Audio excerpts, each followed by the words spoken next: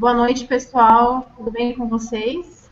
A gente atrasou um pouquinho, peço desculpas, atrasamos 5 minutos, porque a gente estava ajustando algumas questões da tecnologia, né, que é meio invisível a nossa internet. Estávamos arrumando, mas já vamos começar. Boa noite, Rô. Tudo bem contigo? Boa noite, Karina. Eu tô bem, e você? Muito calor aí? Muito. Ainda bem que eu tô no ar-condicionado. Ai, que chique. Eu tô com o ventilador ligado bem em cima de mim aqui. Dá pra ver, né, o cabelo de... Não, não dá para ver, não. Boa noite para todos que estão na sala. Boa noite, Maria Isabel. Boa noite, Márcia. Sejam bem-vindas. Já vamos começar, tá? Só mais um pouquinho para o pessoal aí entrando. Não entendi.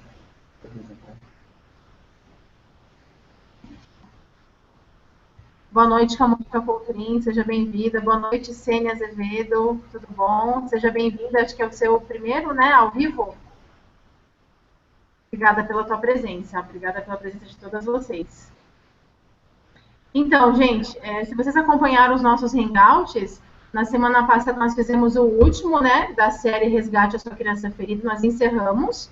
Só que eu recebi muitas mensagens, muitos e-mails de pessoas perguntando sobre o workshop da Rose, o workshop presencial, trauma de infância, quando o passado se torna presente. E daí, para não ficar respondendo os e-mails assim individualmente, como são muitas dúvidas, a gente resolveu fazer um hangout especial para a Rose tirar todas as dúvidas, né, que vocês tiverem sobre o workshop presencial dela. E nesse hangout de hoje, além da Rose falar sobre, né, trazer mais detalhes sobre o workshop, a gente também vai responder algumas perguntas que ficaram pendentes dos outros hangouts.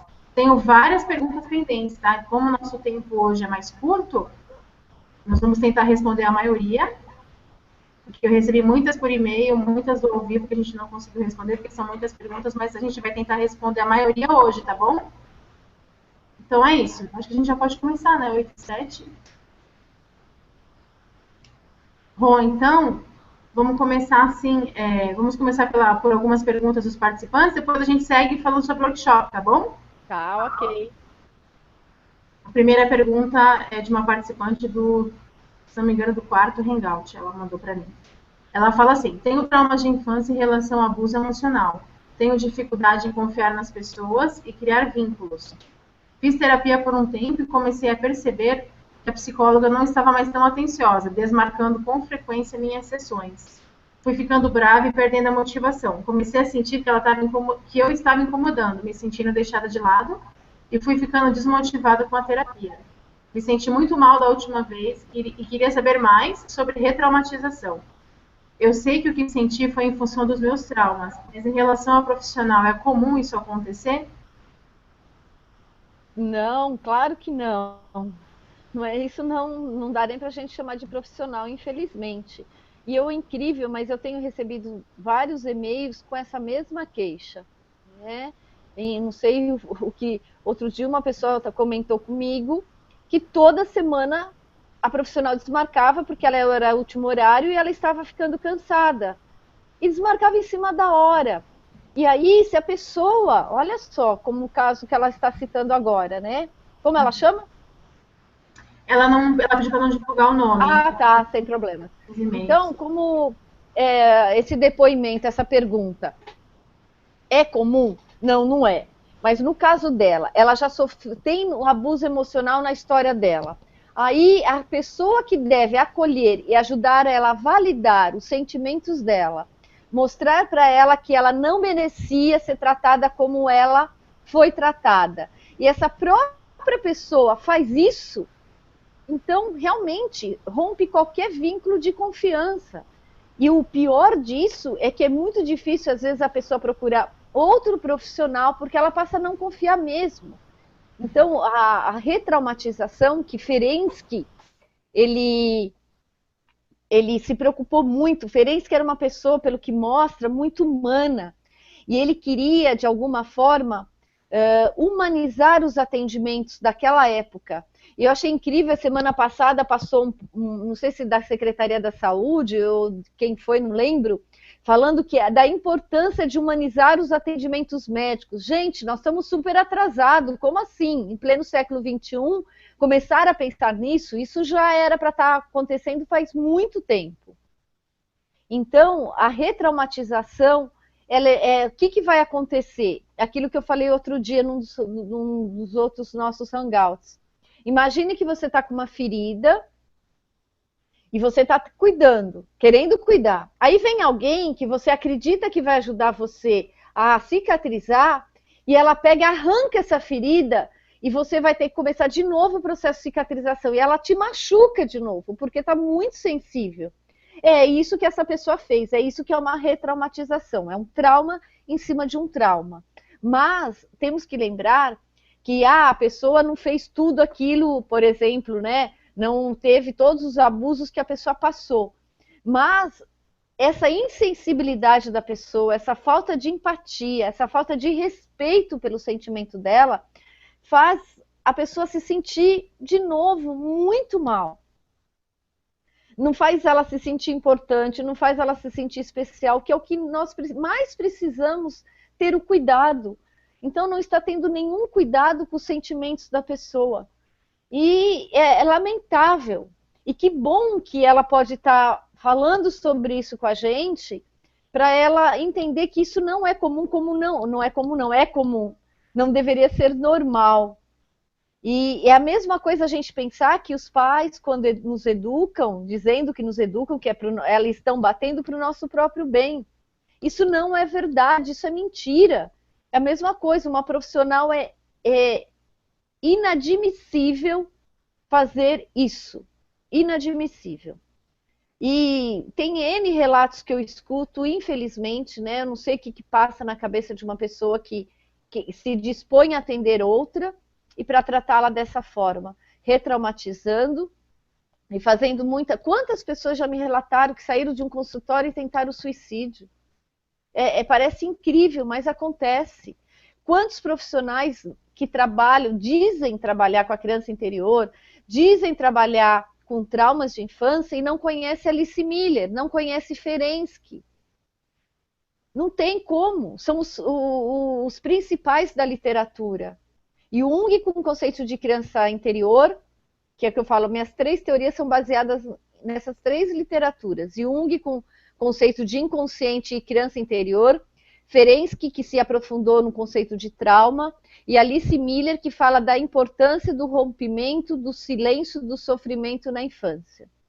Não tem como uma pessoa se dizer profissional, trabalhar com a infância, trabalhar com traumas de infância, se ela não tiver conhecimento dessa literatura. E por incrível que pareça, quando uma pessoa chega no meu consultório, eu sempre pergunto, você já fez análise ou psicoterapia? Já expliquei que é diferente. Ah, já. Qual a linha que o profissional que você ia, ele abordava, ele seguia? Por quê? Dependendo da linha, eu já vou ter uma ideia do que eles se aprofundaram. Porque tem linhas que é mais corporal, tem linhas que não vai focar na infância. Então, para a gente não ficar repetindo. E a maior, eu digo 90% das pessoas, para não dizer 99%, me respondem, eu não sei. A pessoa que vai procurar um profissional, ela não tem obrigação de saber que existem linhas. O profissional que tem que explicar. E eu faço questão, na primeira sessão, eu explico. Minha linha é essa e essa, para ver se a pessoa, se ela tem empatia, se ela se identifica com as linhas que eu vou dizer, por mais que ela não tenha conhecimento, eu dou a diretriz para ela procurar conhecer, para ela procurar estudar, para ela procurar se aprofundar. Ah, você está falando da criança interior, e Jung fala disso, eu vou procurar. Onde que Jung fala disso? Jung fala disso no arquétipo da criança divina, da criança interior. Onde eu encontro isso? No livro Arquétipos do Jung. Então a pessoa tem a condição de se aprofundar. Porque eu sempre explico, não adianta você ir num profissional, você fica com ele 1 hora por semana. E você fica com você, com as suas dores, seus traumas, 24 horas por dia, todos os dias. Então é importante sim que a pessoa se aprofunde, que ela busque mais conhecimento, para que ela traga dúvidas. E eu vejo isso, eu explico muita teoria no consultório, eu vejo a diferença que isso dá no resultado. Por quê? Que eu digo, as pessoas têm que ter informação de como funciona a psique, para que elas possam se tornar independentes e não dependentes. Elas têm que saber andar com a própria perna. E para isso ela precisa o quê? Entender como funciona a psique. Ela vai interpretar um sonho, ela tem que aprender. Ela não tem obrigação de saber. O profissional tem que explicar. Eu vou falar de inconsciente, aos poucos eu vou explicando sobre a linguagem do inconsciente. Então, quando eu faço, por exemplo, workshop, agora eu não estou dando tanta palestra presencial, mas antes eu dava quase uma por mês. Com qual intenção? Das pessoas terem mais ferramentas, mais conhecimento sobre a teoria. Porque faz muita diferença, sim, no processo. Não adianta, o profissional, ele sabe o que faz, ele conduz. Não, a vida é sua.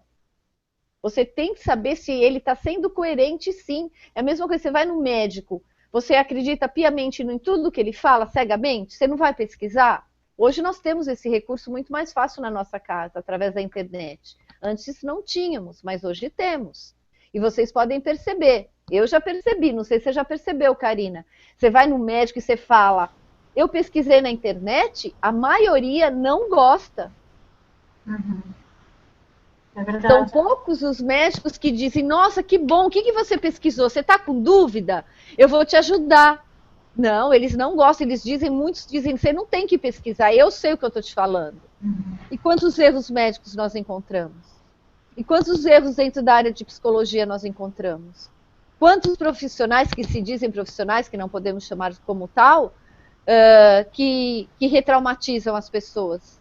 A pessoa, quando procura um psicólogo ou um psiquiatra, ela chega muito fragilizada. O que ela mais precisa é de respeito pelos seus sentimentos. E se vem alguém que desmarca uma sessão com frequência, que diz que o que ela está dizendo é fruto da imaginação dela. Já ouvi relatos de pessoas dizerem que ela ouviu do psicólogo, eu não tenho mais o que fazer com você, o teu caso não tem solução. Dá para imaginar algo assim? Você chega fragilizada, esperando o profissional, claro, ele nunca vai resolver por você, decidir por você. Ele vai ampliar o seu campo de visão. Ele vai te dar ferramentas para você ter condições de lidar melhor com as situações pelas quais você passa. Mas ele não decide. Mas ele tem, sim, obrigação de saber que aquilo que ele está fazendo é uma retraumatização. E talvez quem faça isso sequer sabe. Não tem nem esse conhecimento que está retraumatizando. Infelizmente, e a pessoa, para chegar na terapia, ela já tem que ter coragem de enfrentar. Coragem, né? Muita coragem. Chega lá, o profissional ainda retraumatiza, por isso que acontece isso que os teus pacientes já te falaram, de sair da sessão e pensar em suicídio, porque ele fala, nossa, assim, nem meu terapeuta me entende, então realmente eu devo ter sérios problemas, né? Não tenho jeito. Exatamente, Karina. Exatamente. E é muito triste isso, porque compromete toda uma classe, como qualquer profissão, né? A gente encontra profissionais e profissionais. Cara, eu acho que travou aqui. Você não está me ouvindo? Não, a minha imagem está travada, para você não tá? O Walter disse que a minha imagem aparecia travada para ele, agora está normal. Voltou. A sua tenha travado, mas está oscilando, mas está indo bem. Até agora o sinal tem estado meio instável em todos os lugares, né? Vou até perguntar para o pessoal na sala. Pessoal, vocês estão ouvindo bem a gente? Estão ouvindo bem? Só para a gente saber, porque na outra semana caiu. Eu só fui receber as mensagens, sei lá, alguns minutos depois, já tinha muita gente esperando. Às vezes a gente fica entretida no assunto e nem percebe os comentários abaixo, né? Tá tudo certo com áudio, imagem, como é que tá? Dá um sinal de fumaça aí, só pra gente ter certeza, tá? Eu não sei se vai ter tempo, mas se alguém mais passou por isso, eu até gostaria de saber, ou depois pode responder aqui, ou depois falar, né? Mas infelizmente é comum, mas não desista. Procure referência para buscar um profissional, procura saber mais do que a faculdade que ele fez, que isso não é garantia de nada, procura saber se a teoria, a linha de abordagem que ele segue. Bom, interessante. Manu, eu ia começar pelas perguntas dos e-mails, mas a pergunta da Manu Hitz tem tudo a ver com o que você está falando. Manu, seja bem-vinda, tá? Obrigada pela sua presença novamente. Boa noite, Bom, Manu. a Manu pergunta assim, pergunta para a Rose se a psicanálise é indicada para a cura da criança interior, porque a minha psicóloga é freudiana. Então, né? Não tendo nada contra Freud, mas o junguiano geralmente tem uma certa diferença com o freudiano. Por quê? Precisa ver se ela é daquelas freudianas ortodoxas, que usa divã, que são várias sessões por semana, que quase ela não interfere, ela não fala, porque tem várias correntes hoje, mesmo dentro da psicanálise. Né? Psicanálise quer dizer que é a abordagem de Freud. O que tem em comum entre Freud e Jung é o inconsciente. Isso os dois vão abordar, apesar que de forma diferente. Só que outra diferença básica, Manu, é que o Freud ele entende a nossa energia psíquica, que é o básico do nosso trabalho, o Freud entende como libido, como energia sexual. E o Jung já vem com uma outra visão. Ele entende como a energia psíquica como algo muito mais amplo. Né? Aí ele vem com as simbologias, ele não fica apenas naquela conotação sexual que infelizmente o Freud tem. Mas isso, volto a dizer, os profissionais, os psicanalistas mais ortodoxos. Em relação à criança interior, o conceito de criança interior é de Jung. Quem é psicanalista, que segue Freud, ele vai explorar a sua infância, mas talvez não acolher como a teoria de Jung nos mostra. Porque é muito lindo. No livro, só por cima, né? Eu começo a falar e eu não paro. O livro que conta a vida do Jung, a bibliografia dele, que chama Sonhos, Memórias e Reflexões, ele fala, e eu tenho esse início, acho que em algum lugar aí no meu site, ele fala, ele conta como que ele entrou em contato com o menino dele.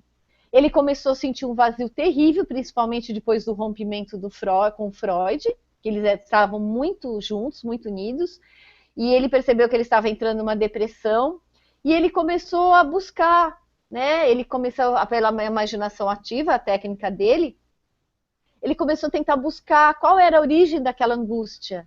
E ele começou a ter lembranças dele criança, ele brincando com blocos de construção. E aí ele começa a considerar, levar a sério essas lembranças, e ele conta no livro que depois do almoço ele sempre reservava um tempinho para brincar com os blocos de construção, para levar o menino dele para brincar. Imagina, né? Jung, aquele homem seríssimo, fazendo isso. E foi assim que ele desenvolve e fala sobre o arquétipo da criança. E é incrível, porque eu até agora divulguei no Somos Todos uma entrevista, não, um trecho de uma entrevista que eu tinha feito uma vez para um site, e eu coloquei a primeira parte, tem mais umas 2 partes, porque ela é bem longa, e eu tive bastante retorno essa semana dessa entrevista. Quem quiser entrar no Somos Todos a parte da entrevista está lá. Não nessa parte, mas em outra eu explico. Que perguntaram para o Jung, onde reside a criança interior? Né, o arquétipo da criança divina. E ele diz, você imagina onde que reside, Karina? Desculpa, Rô, falhou, não entendi o que você falou. Você imagina onde reside a criança divina, o arquétipo da criança divina? Aonde? Olha a resposta do Jung, no útero do inconsciente. Aonde? Repete, por favor. No útero do inconsciente. Nossa, profundo, hein? Útero profundo, não? É profundo. No útero ainda, meu Deus, onde será isso? No útero do inconsciente, imagina. É muito profundo. E é incrível quando você vai estudar um pouquinho sobre esse arquétipo, é lá que reside toda a nossa criatividade, toda a nossa alegria, nossa ânsia em crescer. Então, quando nós falamos de criança interior, nós não estamos só falando de algo superficial, como muitas pessoas pensam, e nem só sobre dores. Nós estamos querendo resgatar a sua essência antes de você ser deformado, como bem diz Alice Miller, pela educação dos pais.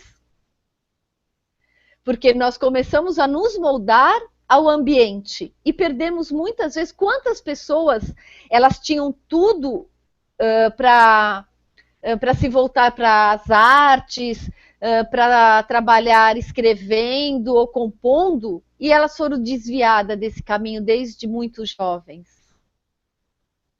Não é? Então, isso faz o quê? Ela está se afastando da essência dela. O bárbaro do processo de autoconhecimento, que eu sempre gosto de falar, eu falo, gente, imagina assim, a sua essência. Aí 5, 6, 7 aninhos, nós vamos criando as nossas máscaras para que possamos ser aceitos pelos nossos pais. Buscamos o quê? Agradar, sermos obedientes, alguns rebeldes, mas a maioria vai ser rebelde na adolescência. Então nós passamos a aceitar simplesmente aquilo que nos impõe, porque não temos estrutura emocional para lutarmos, para nos defendermos. E muitas vezes não temos nenhum adulto à nossa volta, que é a testemunha auxiliadora que a Alice Miller fala, para nos defender. Aí o que acontece? As máscaras começam a ser criadas. Imagine várias camadas em cima de camadas, como se fosse uma cebola. O que acontece quando, nesse processo, as nossas necessidades emocionais, a nossa essência está coberta? Lá, por quê? O que é as nossas máscaras? Elas são, um dia nós vamos falar só sobre isso, mas só para vocês entenderem, as nossas máscaras, na verdade, elas são criadas, são desenvolvidas pelo nosso inconsciente, sabiamente para nos proteger das dores que não temos condições e estrutura emocional para suportarmos. Ok, só que conforme vamos crescendo, você se lembra, inconsciente, bem como a Karina colocou no e-mail que ela mandou, que está belíssimo, não se atualiza, ele só repete. Isso quer dizer o quê? Ela continua usando as mesmas máscaras. E as nossas necessidades emocionais e as nossas dores é como se ficasse embaixo da ferida. Sabe uma falsa ferida que por dentro está correndo tudo e você pensa que está cicatrizando? É isso que acontece quando não entramos em contato com as nossas dores, com a nossa criança ferida. E aí, do mesmo jeito que as nossas dores vão ficando reprimidas, as nossas necessidades emocionais também, a nossa essência também. O bárbaro disso tudo, desse processo, é que quando você começa a se conhecer, você vai identificando as máscaras, vai tirando uma por uma, não que você não vá utilizá-las. Você vai utilizar sim, mas de modo consciente, certo? E aí você vai entrar em contato com as dores, sim, mas também com a parte da sua criança divina, a sua essência, os sonhos que ficaram, a vocação, a missão, tá tudo lá. Então, por isso que eu digo, não é só tragédia, gente. Tem a parte boa do trabalho. E é essa essência que a gente vai buscar quando a gente fala de trabalho com a criança interior, acolher a criança ferida. É buscar essa essência, essa parte sua que é divina. E por mais trauma que você possa ter passado, por mais dores que você vivenciou e ainda traz na vida adulta, essa essência está aí, intacta dentro de você. É por isso que existe tanta emoção, que foi a semana passada, né? Foi pura emoção, e depois lendo alguns depoimentos, nossa, eu chorei de emoção, porque muito legal, e eu agradeço a cada um que compartilhou comigo, com a Karina. Por isso que é tanta emoção, além de você trazer a emoção do momento, mas o inconsciente, ele vibra, gente. Fala, e agora você vai se libertar. E se liberta. Teve algumas pessoas que no dia seguinte me escreveram que já estavam sentindo diferença com o fato de na quinta-feira à noite terem entrado em contato com a criança dela. Olha que bárbaro. É libertador. Eu falo, né? Eu sou um pouco suspeita para falar, mas é altamente libertador o resultado que a gente tem quando a gente acolhe e leva a sério as dores da nossa criança. Então, podemos imaginar o que é quando você procura um psicólogo e ele faz exatamente ao contrário. Dá para a gente imaginar a tragédia que isso causa. É verdade. É bem legal isso que você falou do hangout anterior, né? Que as pessoas colocaram depoimentos, a gente recebeu vários e-mails, o pessoal falando que conseguiu ver a criança no quarto, em casa, mãe, pai, né? Acolher sua criança, foi muito emocionante mesmo, foi muito legal. É um trabalho que realmente dá resultado, né, Rô? Dá, E dá falando sim. em resultado, uma curiosidade que eu tenho, que talvez as pessoas também tenham, é com relação ao tempo. Tipo, se a pessoa começa um processo hoje, né, de acolhimento da criança, tem um tempo, assim, a partir de quanto tempo que a pessoa consegue ter resultados e As melhorar? pessoas têm muito essa dúvida, Karina. Ai, quanto tempo eu fico? É que eu falo. A média, uma média que eu presencio no consultório, mas uns 6 meses você começa a perceber resultado. Isso vai depender do comprometimento da pessoa. Se é uma pessoa que ela só toca, ela só pensa, só analisa quando ela vai na consulta, 1 hora por semana. Não vê filme, não lê nada, não anota sonhos, não anota os seus sentimentos, não faz diário de sentimentos. Isso tudo vai comprometer muito o resultado e vai retardar o resultado. Não é que não dê. Aí, mas o que acontece? Quanto mais demora o resultado, a pessoa às vezes desanima. Né? Como tem pessoas que já ficaram comigo 2 anos sem resultado. Teve uma vez que um casal veio e ele veio só acompanhá-la, falou: eu vou deixar minha esposa aqui e tal. Depois de 6 meses, ele marcou uma consulta comigo. Eu atendo o casal individualmente, não tem nenhum problema dentro da minha linha. Mas ele veio só para ele, queria falar sobre ela mesmo, eu atendo sem problema. E aí ele falou assim: olha, eu vim aqui na verdade, para questionar o seu tratamento. Isso foi logo lá que eu tinha me formado.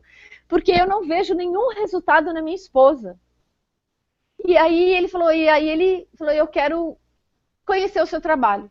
Aí, nossa, até hoje ele vem, né? Ele volta, ela também, 20 e poucos anos a gente já se conhece. Isso foi lá 20 e poucos anos atrás.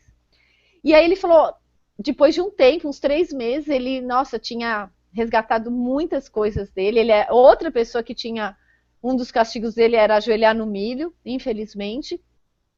E, e aí chegou um dia e ele falou assim, olha, o processo é incrível. Na verdade, não foi você, porque eu vi que comigo eu consegui um resultado muito rápido, mas ela não estava comprometida. Era o momento dela. Depois ela veio em outro momento e ela fez um trabalho incrível. Né? Então eu quero dizer assim, não dá para ter certeza quanto tempo você vai levar. Cada um é um. Eu sempre oriento. Né? Eu sugiro filmes, eu sugiro livros, eu peço para a pessoa que hoje, né, meu site tem muito conteúdo, antes eu não tinha. Eu peço para acompanhar no Face, que eu sempre estou colocando dicas de filmes, de livros. Então, se a pessoa está engajada, e ela hoje, né, com os recursos que a gente tem, que facilita tudo isso, essa comunicação, muito mais rápido ela vai ter um resultado. Mas a princípio eu digo 6 meses. Mas às vezes tem gente que fica 1 ano, 2 anos, e depende da idade da pessoa. Uma pessoa que chega até mim, por exemplo, com 70 anos, nunca fez um trabalho de análise de autoconhecimento, você concorda que ela tem uma história, às vezes, um pouco mais longa para ser analisada. Uma pessoa que vem com 20 anos é muito menos. Então depende da idade, depende se ela já fez outros trabalhos, depende se ela já foi muito retraumatizada, depende quanto tempo durou os abusos que ela sofreu. Tem pessoas que duram um período, tem pessoas que mesmo na fase adulta continuam sendo abusadas, ou pelos genitores ou pelo parceiro, na repetição de padrão. Sim. Então depende de muitos fatores, entende? Entendo, sim, Rô, ficou bem claro. Vou fazer mais uma pergunta, tá? Do Por e-mail. favor. Com abuso na infância, essa criança no futuro pode vir a ter algum transtorno, como esquizofrenia, transtorno bipolar ou borderline? Pode. O que eu mais conheço é o borderline. Eu não me aprofundei nunca em esquizofrenia, mas ela pode sim.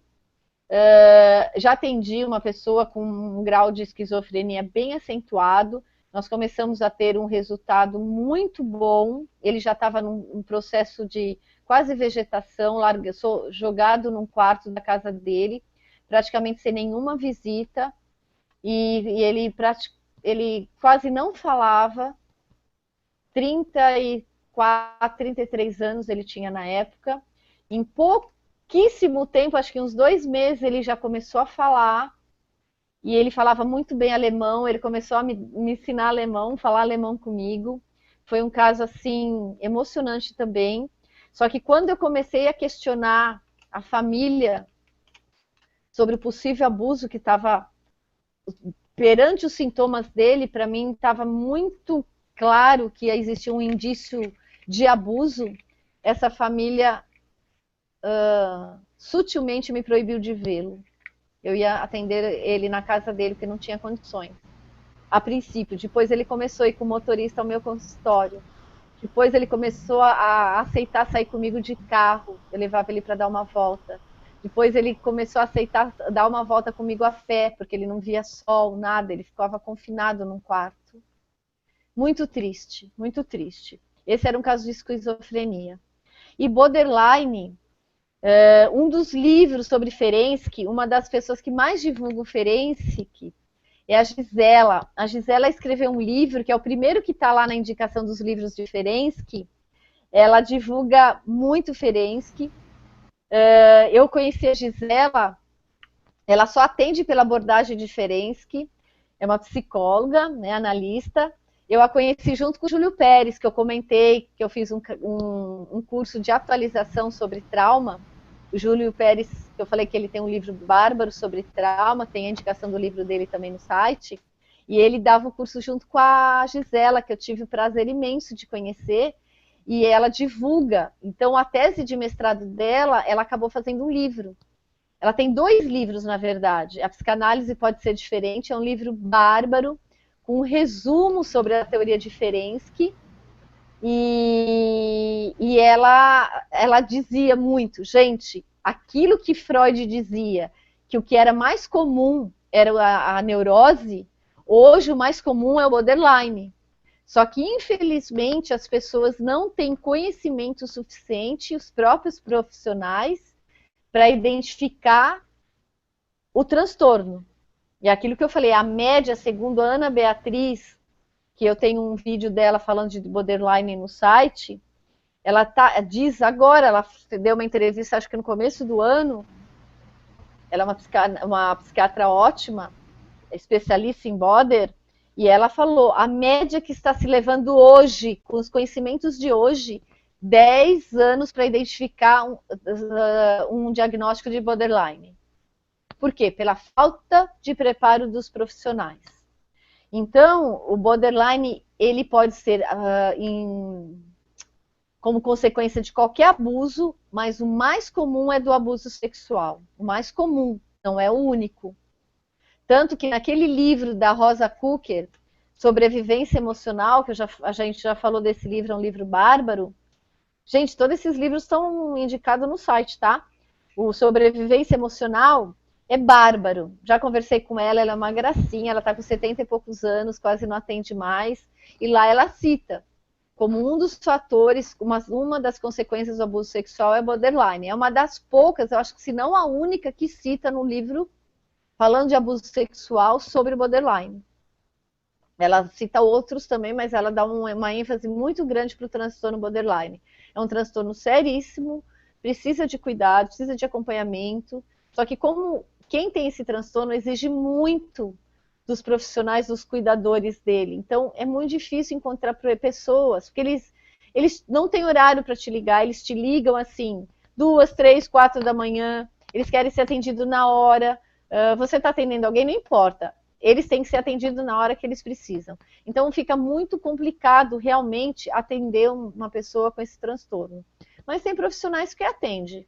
Eu ajudo a identificar o diagnóstico quando existe uma suspeita, eu encaminho, e aí eu dou um suporte, mas eu também não atendo esses transtornos. Eu trabalho com autoconhecimento e com os traumas de infância e traumas durante a vida. Transtornos, aí, por quê? Porque tem que fazer um acompanhamento com um psiquiatra, tomar medicação mesmo, entrar com a química, mas infelizmente é possível sim. Entendi. Então são várias consequências, né, que o abuso pode trazer. Várias. Vou fazer mais uma, tá? Do e-mail. Essa pergunta acho que é do segundo Hangout, né? Tinha tanta pergunta que só agora eu vou conseguir fazer. Ela pergunta assim, por que sempre escolhemos o parceiro errado e por que temos baixa autoestima? Ai, eu vou sugerir para ela, quando ela perguntou, ainda a gente não tinha as 10 horas de hangout, né? 10 não, quase 12, né?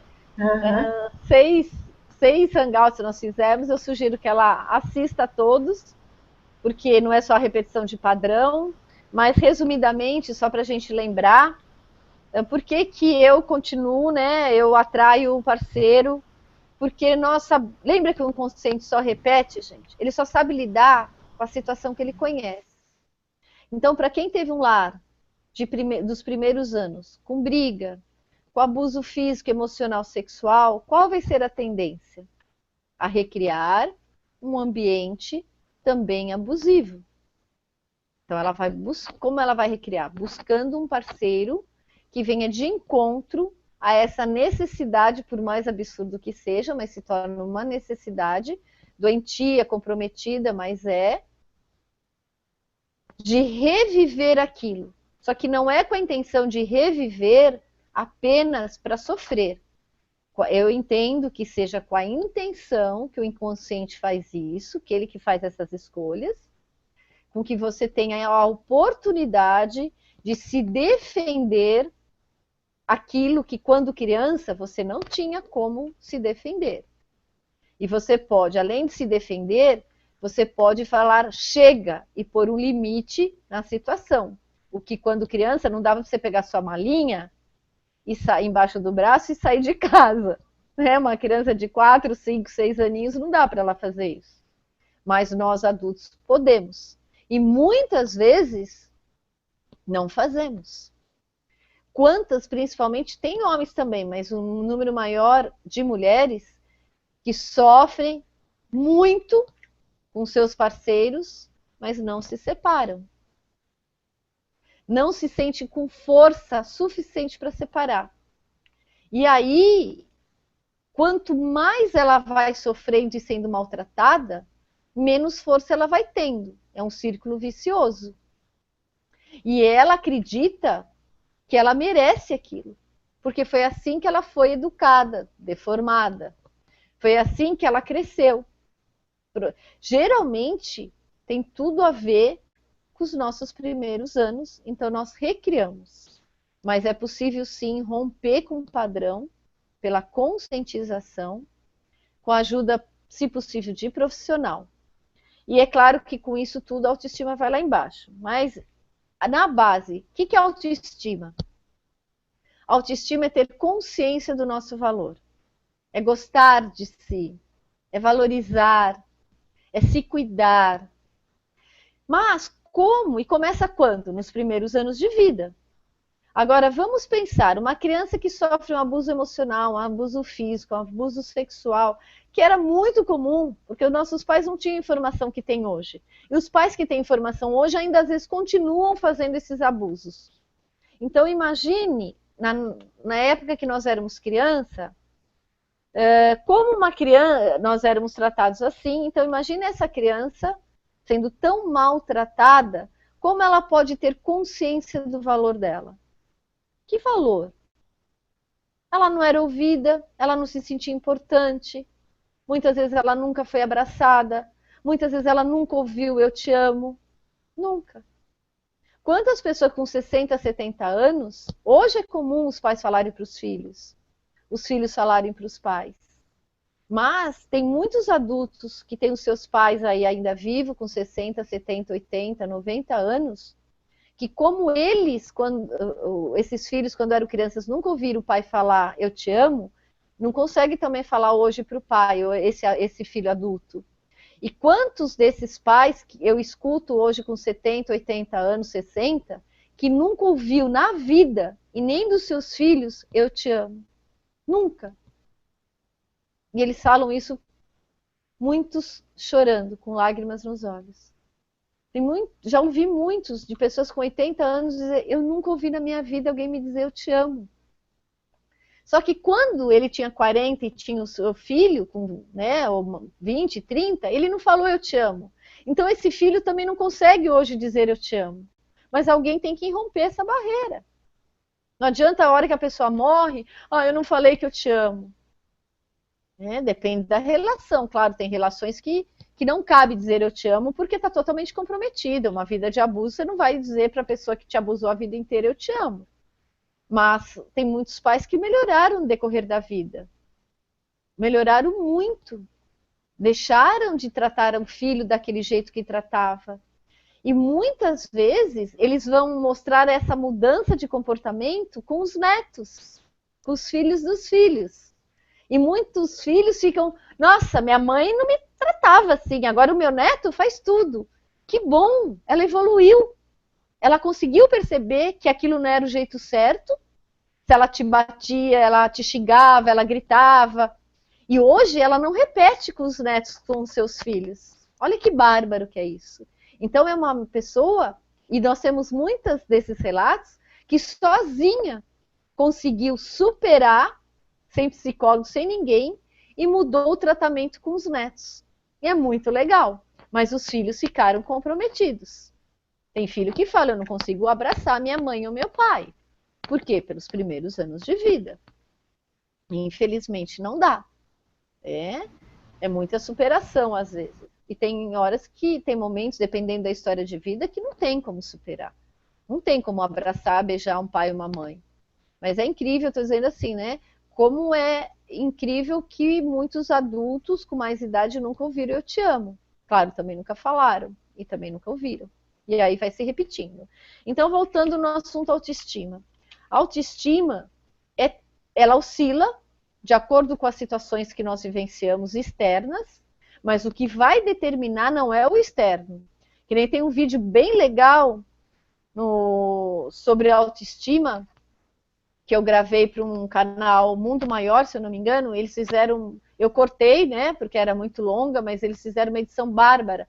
Era sobre vaidade. E eu falei que eu não ia falar de vaidade se eu não fosse me aprofundar. E aí é legal, porque daí eu consegui fazer uma relação. Então, vaidade é ter autoestima? Definitivamente não. Vaidade não é ter autoestima. Ir no cabeleireiro te traz autoestima? Momentaneamente. 1, 2 horas você pode até se sentir, né, um pouco melhor, mais vaidosa, comprar uma roupa, um carro novo. Tudo isso colabora, mas não determina. É um paliativo. Tem prazo para terminar. E geralmente de algumas horas. Então, o que eu sempre digo, não busque no externo para que você possa elevar a sua autoestima. É um processo interno. Você começar a reconhecer a pessoa que você é. Mas eu já fiz isso errado. Aprendeu? Faria de novo hoje? Não, não faria. Que bárbaro, parabéns, você evoluiu. Todos nós aprendemos, crescemos, todos nós erramos. Ninguém nasce sabendo, ninguém nasce perfeito. Então, quando ir resgatar a criança é um ótimo um meio muito importante para resgatar a autoestima. Porque você vai entrar em contato com a parte divina sua parte feita de luz, sua parte que não está deformada. Mas a autoestima, tudo pode abalar nossa autoestima. Quando crianças, comparações, críticas, sofrer um abuso, ser xingado, apanhar. Ninguém pode ter consciência do valor sendo tratado assim. Quando nós somos crianças, nós nos vemos pelos olhos dos outros, geralmente dos nossos pais. Quando esses pais não têm a menor noção do que é uma educação, e vai comprometer totalmente a nossa formação do nosso senso de valor, a nossa autoestima. Agora, adultos, compete a nós, a cada um de nós, reconhecer o seu próprio valor, reconhecer que tudo aquilo que passou na infância você não merecia, que eu sempre gosto de repetir, criança é sempre vítima. Mas é aquela criança a ira do anjo lá do filme que nós já falamos, e psicopata. As crianças psicopatas. Outro dia eu coloquei também filhos que matam, que eu quero escrever um artigo sobre isso. Filhos que matam. Como você pode dizer?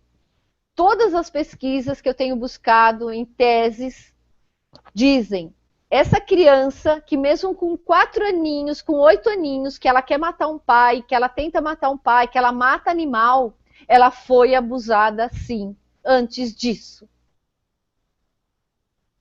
Eu nunca vi nenhum estudo que a criança nasceu. Se alguém conhecer, por favor, me envie. Que a criança nasceu psicopata. Aí vem o livro Biologia da Crença, do Bruce C. Lipton, dizendo o que forma o nosso DNA, o ambiente. Então, olha a profundidade daquilo dos nossos primeiros anos de vida, aonde forma a nossa autoestima, ou forma ou deforma. Mas nós podemos, como adultos, resgatar e ressignificar. Olha a criança, né, quando o ambiente, o que determina dentro de nós. Determina nosso DNA. Que antes a gente, nasceu assim. Não, eu não acredito na tese que nasceu assim. Eu pesquiso, porque sempre algumas pessoas me questionam sobre isso. E as crianças psicopatas? É só assistir o documentário, né, da Ira de um Anjo. E outro dia até coloquei a foto dela, mas já está um pouco antiga, mas dela adulta, fazendo um trabalho incrível com crianças abusadas.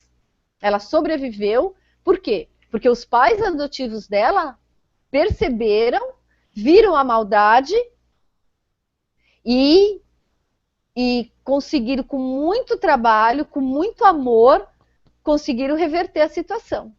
Só que a maioria dos pais fazem o quê? Deixam para lá. Esses dias eu também estava procurando se tinha mais informação sobre o caso da Suzane. Né? A Suzane que matou os pais, que está presa, não quis sair da prisão.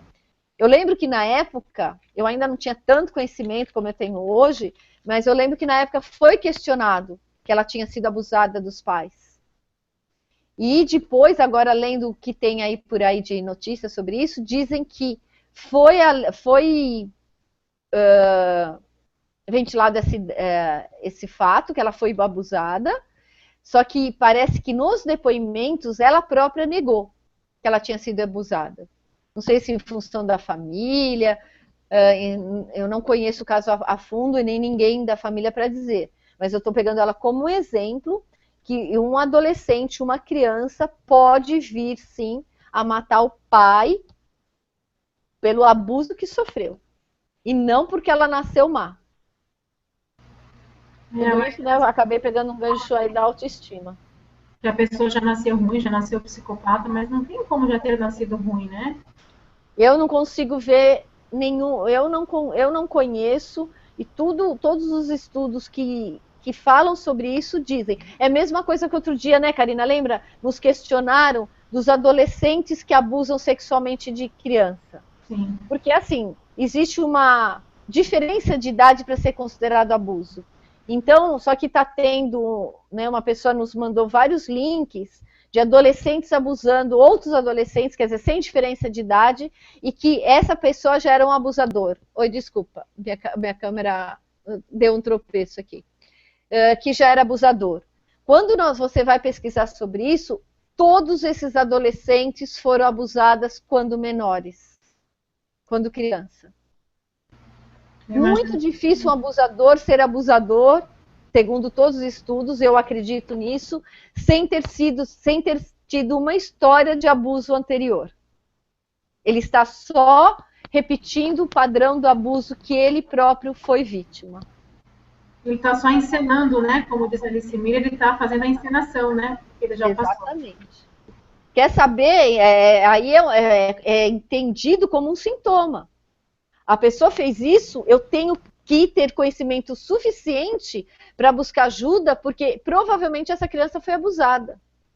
Só que, infelizmente, quando é abusada, que é o mais comum, que é o incesto, pelo pai, muitas mães não acreditam e ficam do lado do marido. E não estou dizendo padrasto, não. Marido. Aquela menina que foi abusada pelo pai, sangue desse homem, desse pai. E muitas mães sabem que está sendo abusada, negligenciam, se omitem, não fazem nada, e porque muitos adultos têm esses registros, né, indícios que a mãe sabia, e a mãe fica do lado. Infelizmente. Então, adolescente que abusa, criança que mata animal, que é considerado um dos traços do psicopata, que se ela não tiver nenhum tipo de tratamento, ela vai se tornar um adulto psicopata. Não necessariamente um serial killer. Psicopata hoje não é um serial killer. Psicopata, característica básica do psicopata, ele não tem empatia, ele não tem sentimento. Então ele te fere emocionalmente, fisicamente, sexualmente, porque ele não tem a menor consideração, ele não sente nada diante da dor que ele.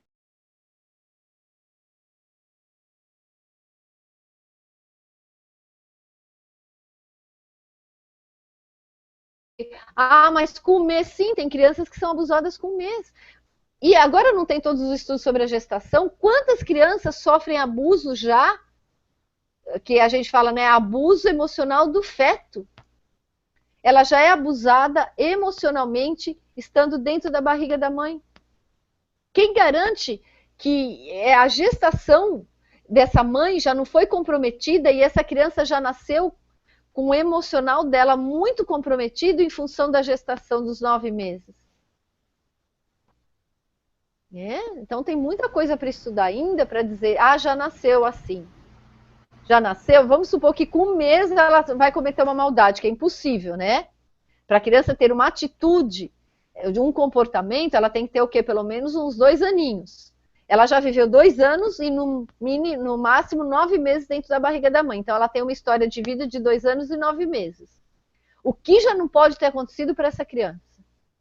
Imagina, não acontece. Acontece, infelizmente. Tem pessoas com relato de lembrança de abuso com 1 ano e meio, gente. 1 ano e meio. É muito pititica. E nesse filme, né, A Ira do Anjo, não sei se tu lembra da cena que ela mexe com o avô tá brincando com ela e ela mexe com ele de forma erótica, você lembra? Não lembro. E daí ele fala, ele tira ela do colo assim, coloca ela no chão, que a reação do adulto é assim, nossa, essa criança é louca, né? Tirar essa criança de perto de mim, né? Só que os pais, aí ele contou para os pais, né, da criança, adotivos, né? E os pais adotivos foram inteligentes para irem buscar a origem daquele comportamento. Por que ela está mexendo com o avô? Olha que bárbaro, né? Eles vão buscar ajuda, vão buscar conhecimento, informação. Nenhuma criança tem um comportamento que nem é muito comum. Adultos que eu atendo hoje na faixa de 30 e poucos, 40 e poucos, quando criança faziam xixi, né, enurese noturna durante 10, 12 anos e apanhavam muito. Ninguém faz xixi na cama sem motivo. Ninguém tem comportamento, sintomas sem motivo. É que muitas vezes não se relaciona, né? Antes não tinha a informação que a gente tem hoje. Então, é claro que, infelizmente, muitos adultos hoje tiveram suas crianças, foram negligenciados quando crianças, por absoluta falta de informação. Eu recebi um depoimento de uma menina por e-mail e ela falou exatamente isso, que até os 12 anos ela fazia xixi na cama. Acredito, era bem comum. E o motivo foi porque sofreu abuso? Não dá para falar, fez xixi na cama é abuso, mas é um indício. Quer dizer, abuso, acho que não tem quem nunca sofreu abuso, né? Se não foi físico, sexual, emocional, com certeza. Porque ninguém sabia como educar. Hoje não se sabe, imagina há anos atrás. Então, eu sempre brinco, gente, a criança não vem com manual, os pais não sabem, não tem o caminho do meio, mas tenha a seguinte ideia na sua mente. Imagine seu filho com 20, 30, 40 anos, não importa se ele tenha 4 hoje, fazendo uma psicoterapia, uma análise e relatando os primeiros anos de vida. O que ele vai contar? Aí a gente pode ter uma noção daquilo que a gente está fazendo. Só que, Karina, não sei se você lembra, você é super jovem, não sei se aconteceu com você, mas era muito comum eles acharem que a criança, brigava-se na frente das crianças, ou escondido, mas muitas vezes na frente, porque achavam que ela não ia lembrar de nada, a criança não entende, não registra e não vai lembrar. Então isso não vai ter sequela. Mas você sabe que até um tempo atrás, até eu começar a conhecer teu trabalho, até eu achava isso, Rô, que a criança só tinha memória, sei lá, a partir dos 4 anos. Depois que eu fui entender que tem memória do feto, né? Que você sempre fala que não tem memória consciente, mas fica registrado lá no inconsciente, né? Só que a Então, maioria das pessoas não sabe disso, né? Acha que então, Karina, mas atualizando, eu sempre falei isso, né? Que é inconsciente. Agora, naquele curso que eu fiz com o Papa lá, o William, que ele veio lá da Alemanha falar sobre gestação, a vida do feto, do pré-natal, ele colocou, existe consciência sim, desde quando o óvulo está se aproximando. Tem gente, ele mostra alguns relatos que tem a lembrança, através de alguns sintomas, de quando, uma que eu sempre aprendi, não sei você, que o óvulo, o espermatozoide escolhe, né? Ah, que fala, ele chegou primeiro, ele venceu. Quem escolhe é o óvulo. Começa por aí. Imagina, deixa os homens ouvir isso, né? Mais uma para nós mulheres, né? Quem escolhe o espermatozoide é o óvulo. Ele tem como se fossem uns ventrículos que ele direciona para o espermatozoide que ele quer. Nossa, E aí ele atrai aquele espermatozoide e ele se fecha.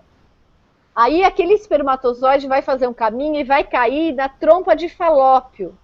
Eles dizem que essa queda, muitas pessoas que têm medo de altura, ou, se eu não me engano, sonhos de cair, pode ser registro dessa queda da trompa de Falópio. Parece louco, né? acho que eu caí nessa trompa, hein?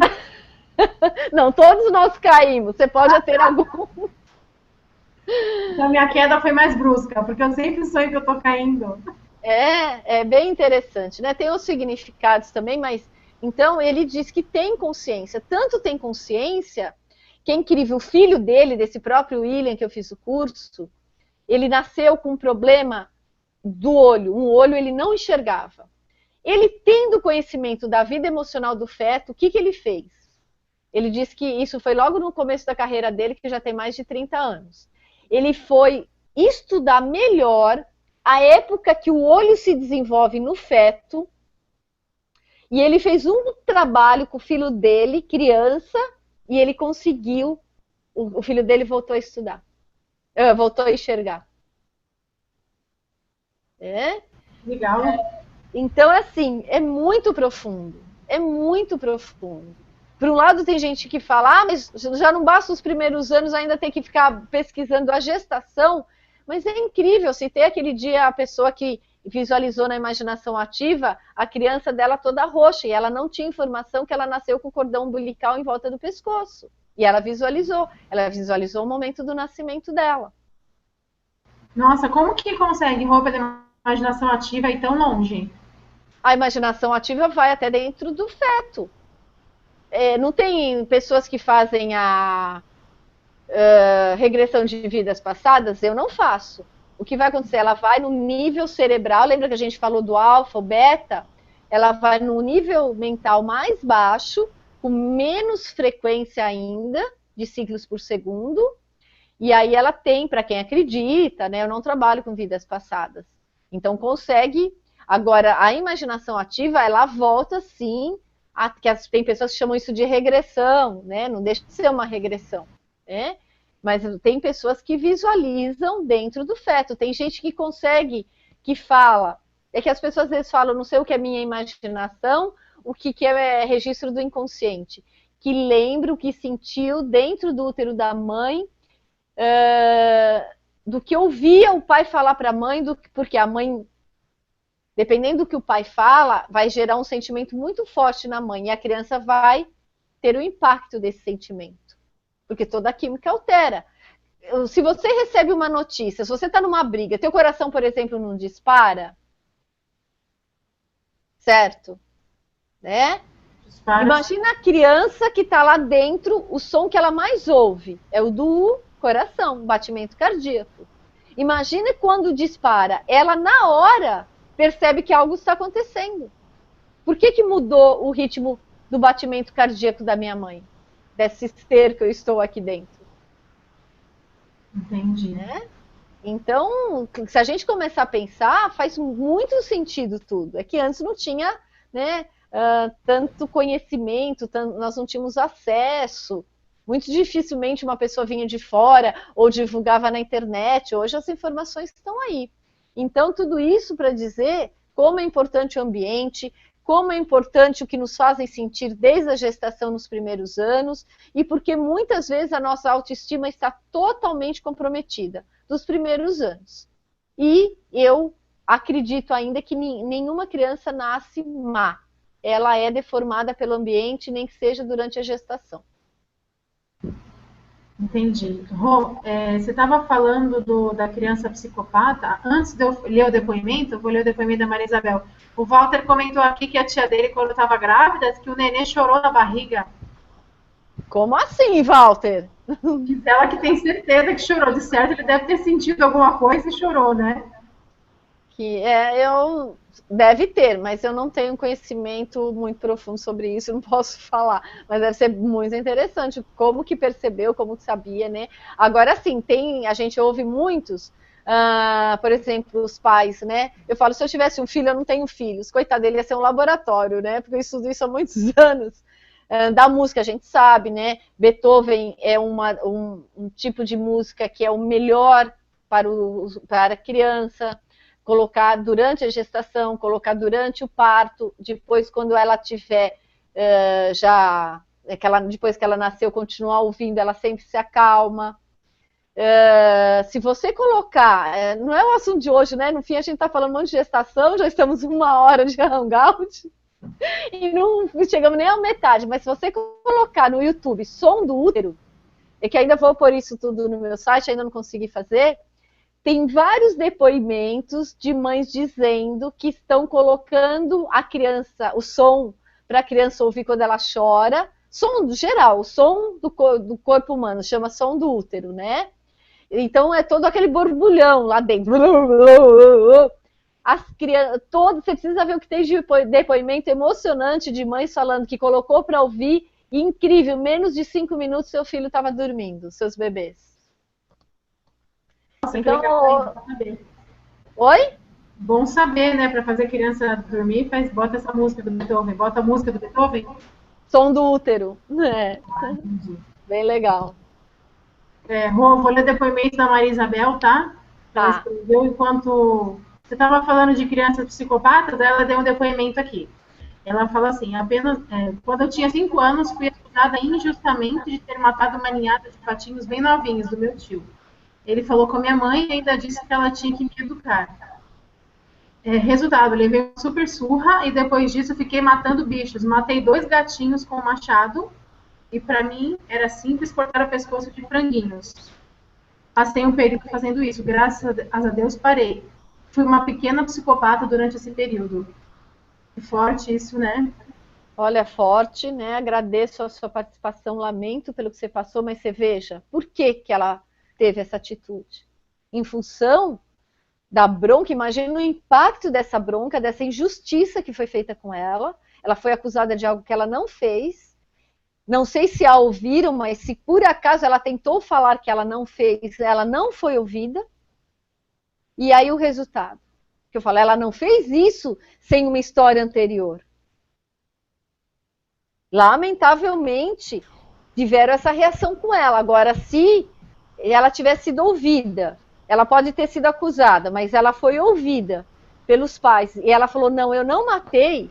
E os pais acreditassem nela, ela com certeza não teria matado os outros bichinhos depois.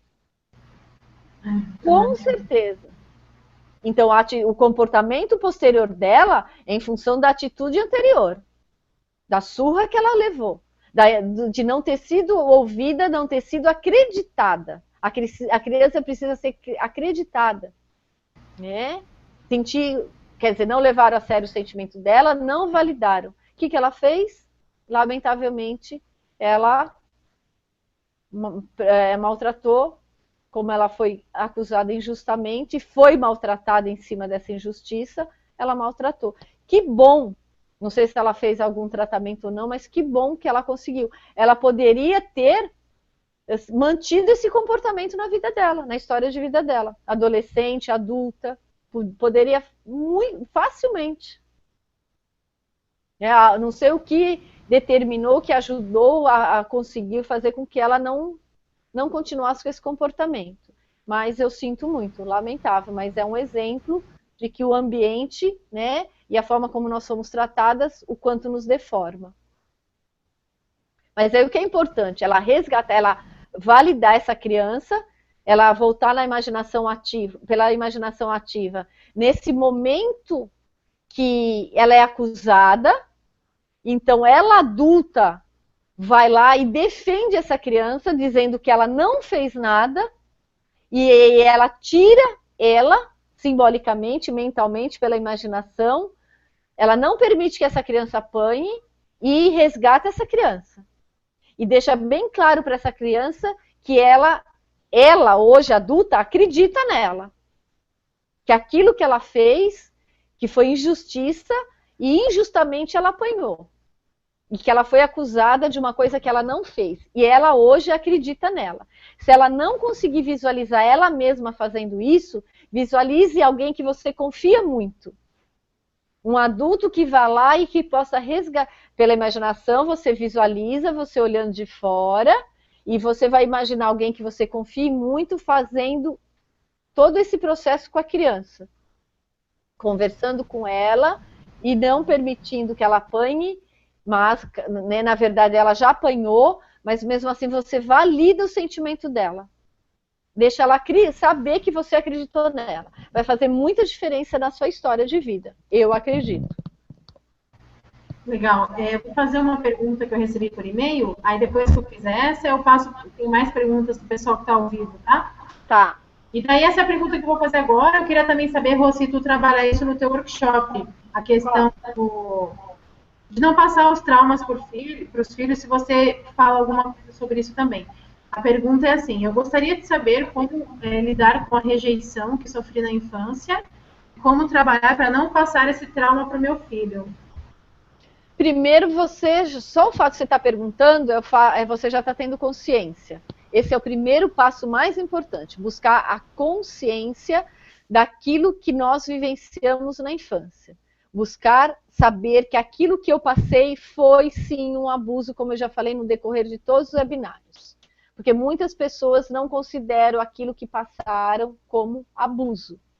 Então, a rejeição, o abandono, como tantos outros, a superproteção, são considerados abuso emocional. A partir do momento que você sabe, primeiro você buscar tratamento. O que quer dizer? Procurar um psicólogo com todas as referências que eu já falei, que tenha experiência em abuso, em traumas de infância. Para quê? Para que considere, leve a sério os sentimentos dessa criança, valide o que ela passou, e aí sim você vai ter muito mais condições de não repetir no seu filho. Pensar simplesmente, eu não quero repetir, não garante que rompa a necessidade de manter o padrão. Já vi muitas pessoas, mesmo em tratamento, falar, comecei a bater no meu filho, essa pessoa quando criança era espancada, sofria muito abuso físico do pai alcoólatra, e batia no filho e não conseguia parar. É como se a pessoa entrasse num surto. Ela não consegue parar, ela vai recriar. Quantas pessoas falam, eu dizia tanto que eu nunca ia repetir com meu filho e quando eu vejo eu estou repetindo. Coisas menores, né? Uma frase que eu via muito da infância. Mas, infelizmente, é possível repetir, como é possível romper com a repetição. Pela conscientização. Não só, é preciso sim, é importante fazer um trabalho, uma análise, uma psicoterapia com um profissional capacitado para isso.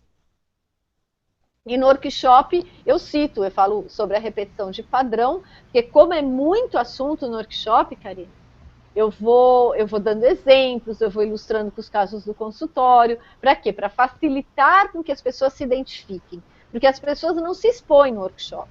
Não existe uma troca de vivência, esse não é o objetivo. Eu que falo, eu vou falando toda a teoria, quem quiser fazer pergunta, claro, faz, tem espaço, mas as pessoas, eu vou dando um tempo para que elas vão anotando as lembranças que, porventura, elas tenham. Mas ninguém se expõe em contar, olha, eu sofri tal abuso, não é essa a proposta. Cada um vai... E muitas pessoas, às vezes, durante o workshop, identificam aquilo que ela passou na infância. Por quê? Porque eu ajudo a nomear.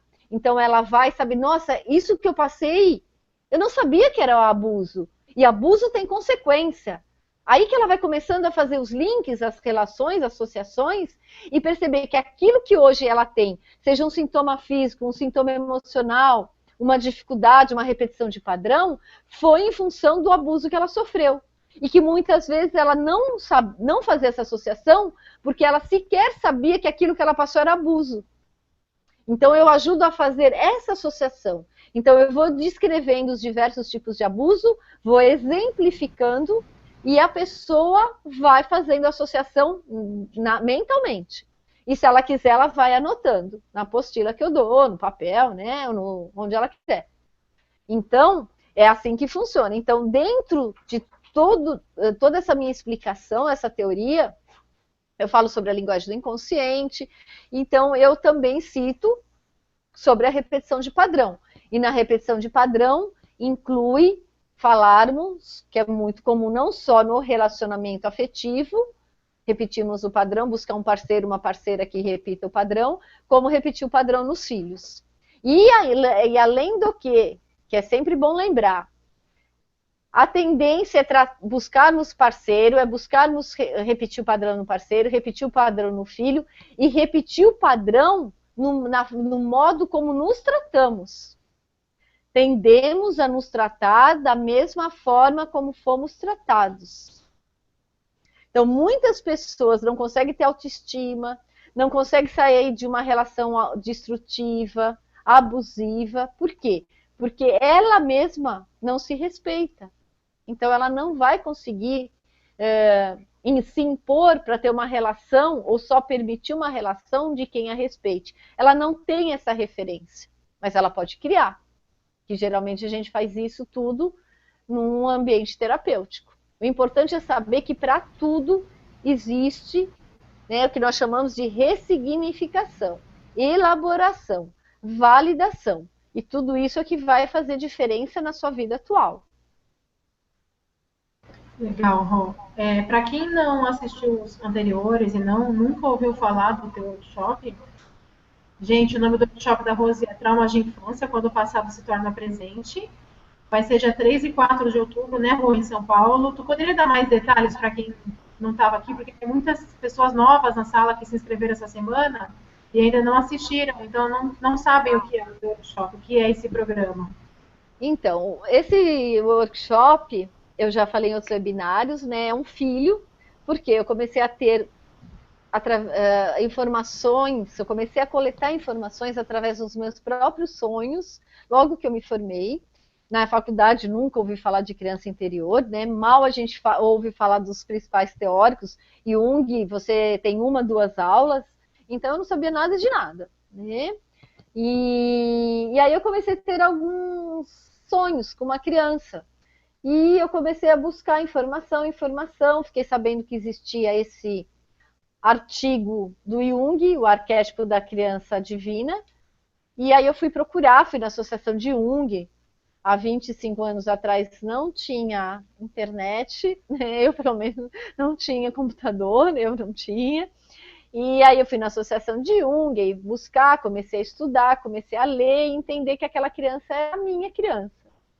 E aí, com essas buscas, que eu sempre fui autodidata, estudando, eu já tinha feito no 5º ano o curso de gestação, para atender as mulheres grávidas. Então, eu já tinha muita informação sobre o feto. Só que eu usava isso para orientar as mulheres grávidas. E depois, eu atendia gestante no hospital, no consultório. Depois, eu passei a usar essa informação que eu aprendi na época para entender a dificuldade dos adultos em relação às próprias gestações, né? Ou fazer acompanhamento de quem fica grávida no decorrer, que a gente faz todo um acompanhamento psicológico. E em vez de, é um pré-natal psicológico que a gente chama. Então, nessas buscas todas, e com essa informação do curso que eu já tinha feito de gestação, e eu sempre trabalhei em hospital, antes de fazer a faculdade, eu já trabalhava como instrumentadora cirúrgica, Então eu tinha muito acesso, então eu fazia muitas pesquisas no hospital para a faculdade, né, depois da faculdade. Então quando eu me formei eu já tinha muita informação.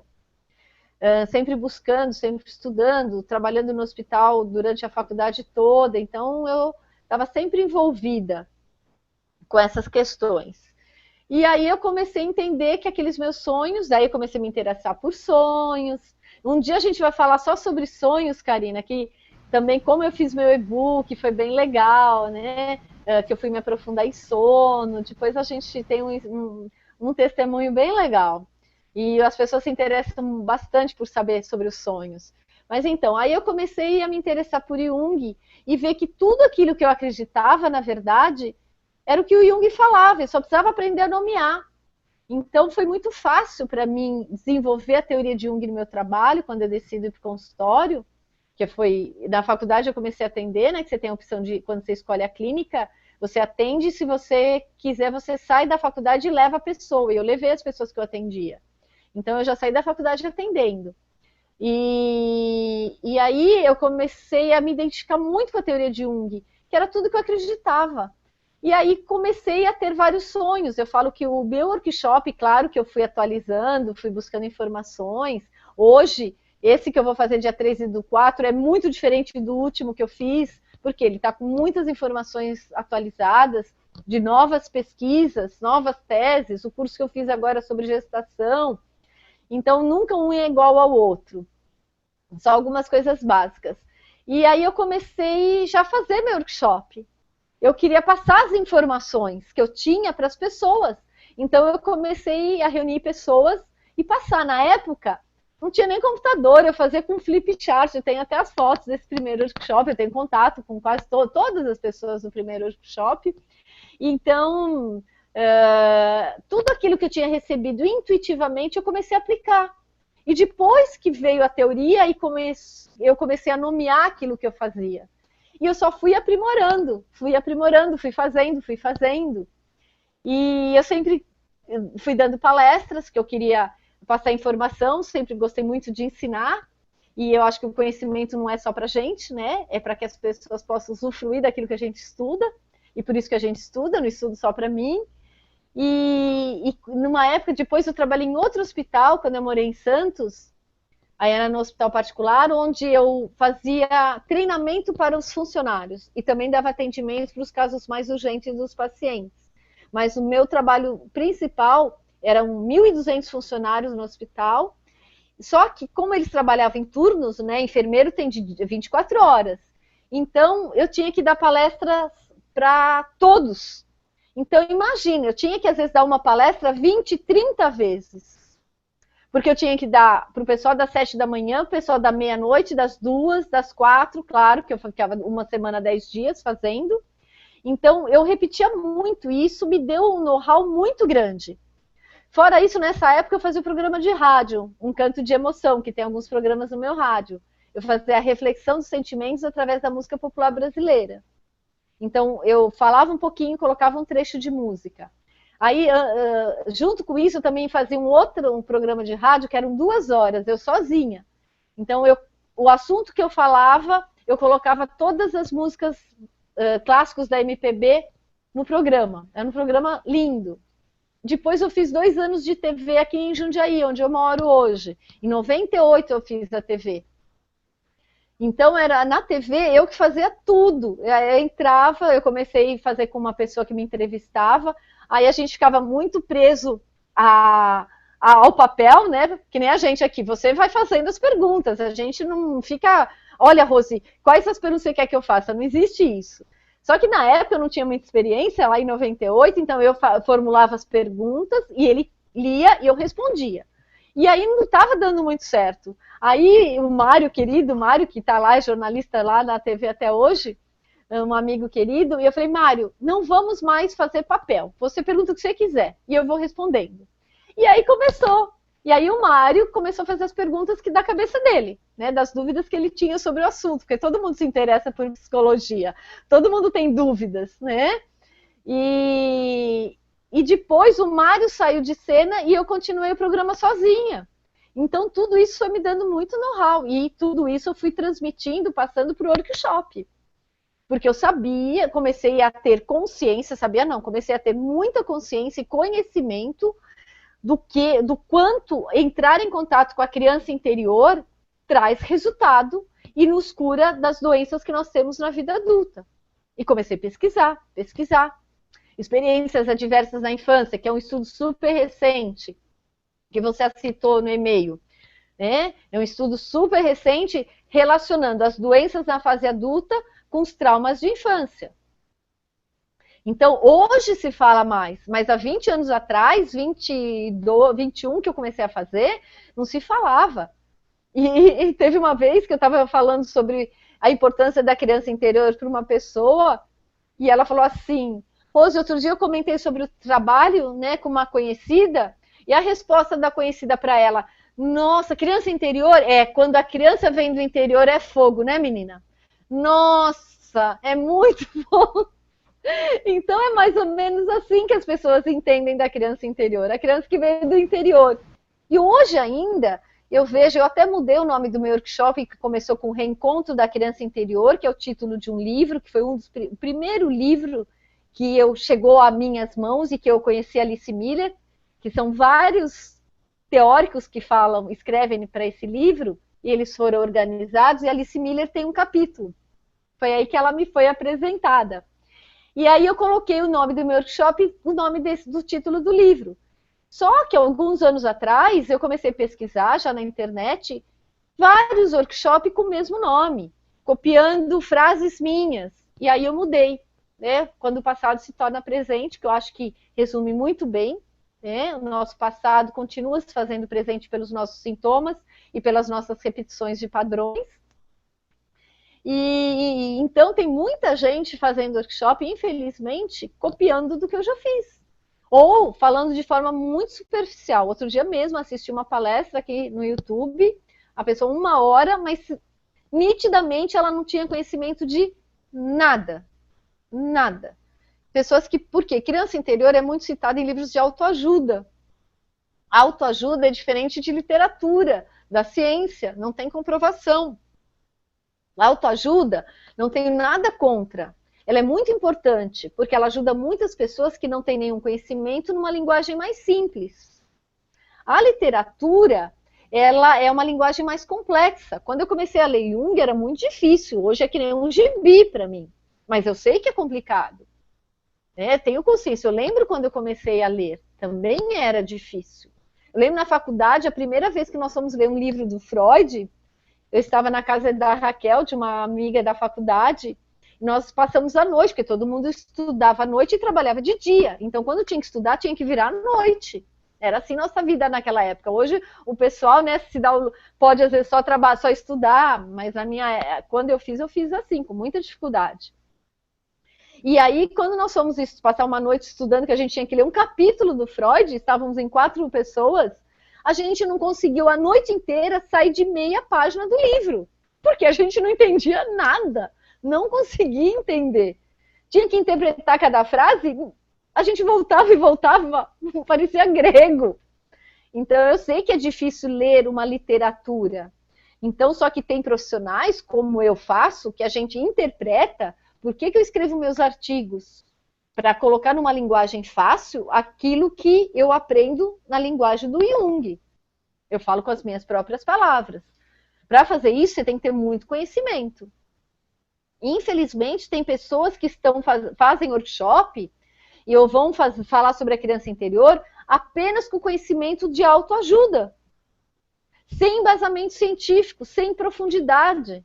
Só que é muito fácil uma dessas pessoas que fazem isso retraumatizar uma pessoa com um abuso, porque ela nem sabe o que é abuso.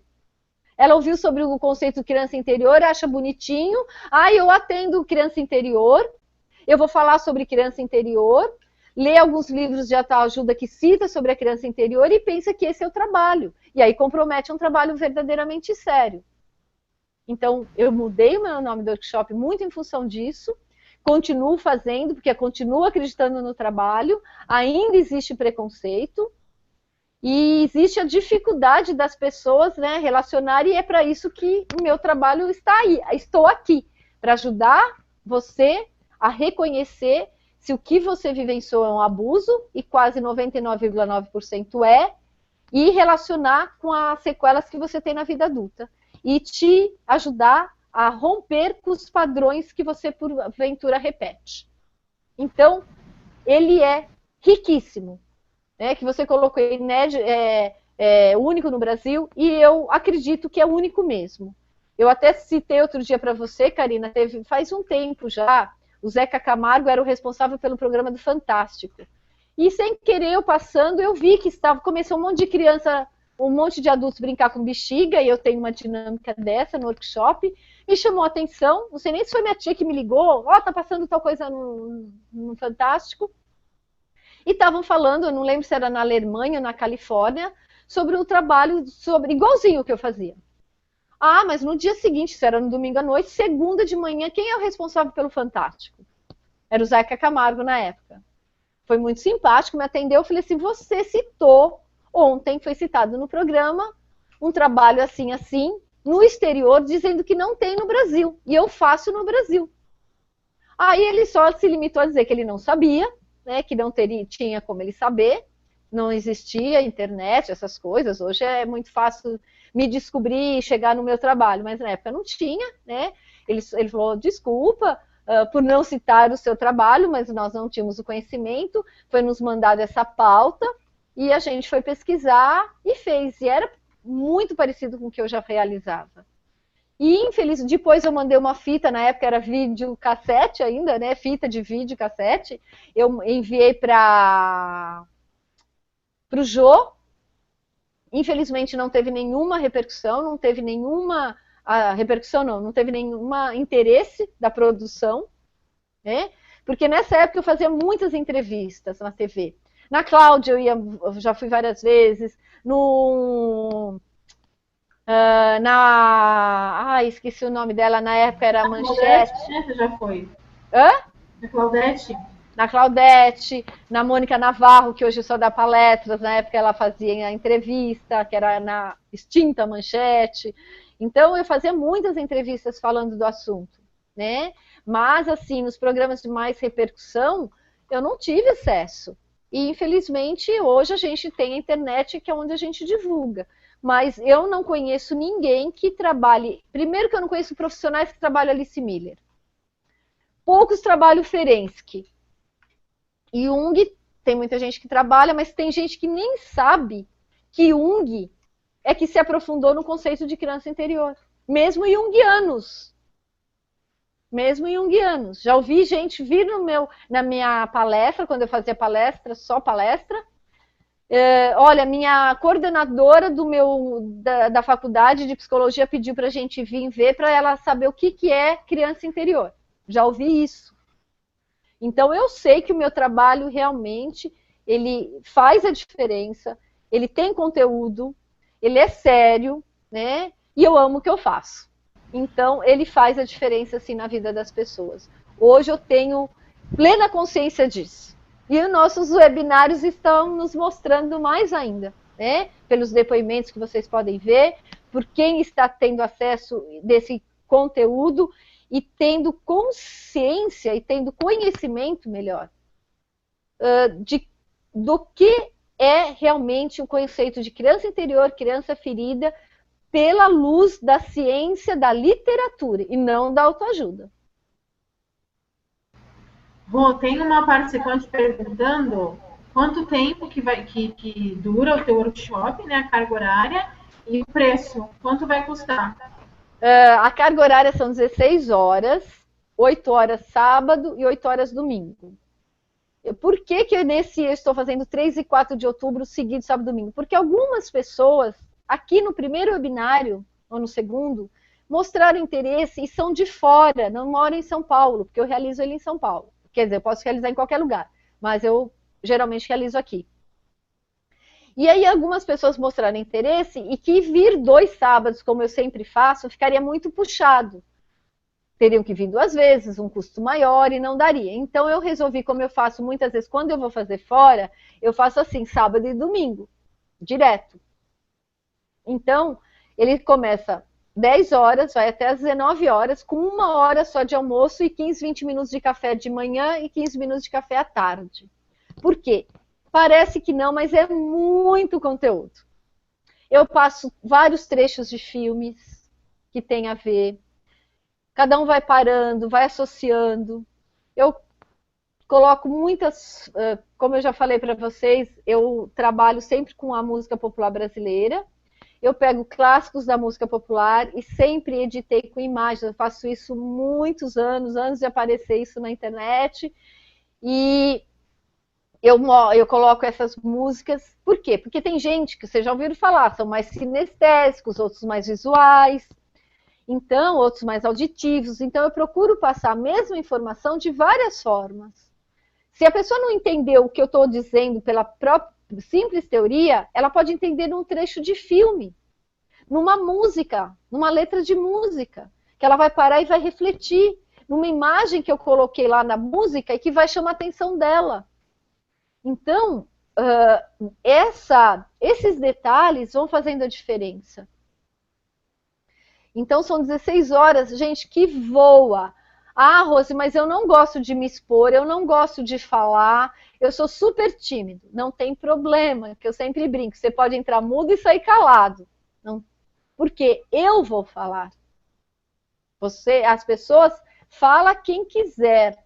Mas são 16 horas eu falando. Vocês vão cansar de ouvir minha voz. Mas por quê? Porque é muito conteúdo, gente, e não dá para esgotar. Tanto é que eu já estou há alguns anos, ainda não tive tempo de pôr em prática. Alguns anos, porque todo mundo que faz o primeiro fala, eu quero continuar.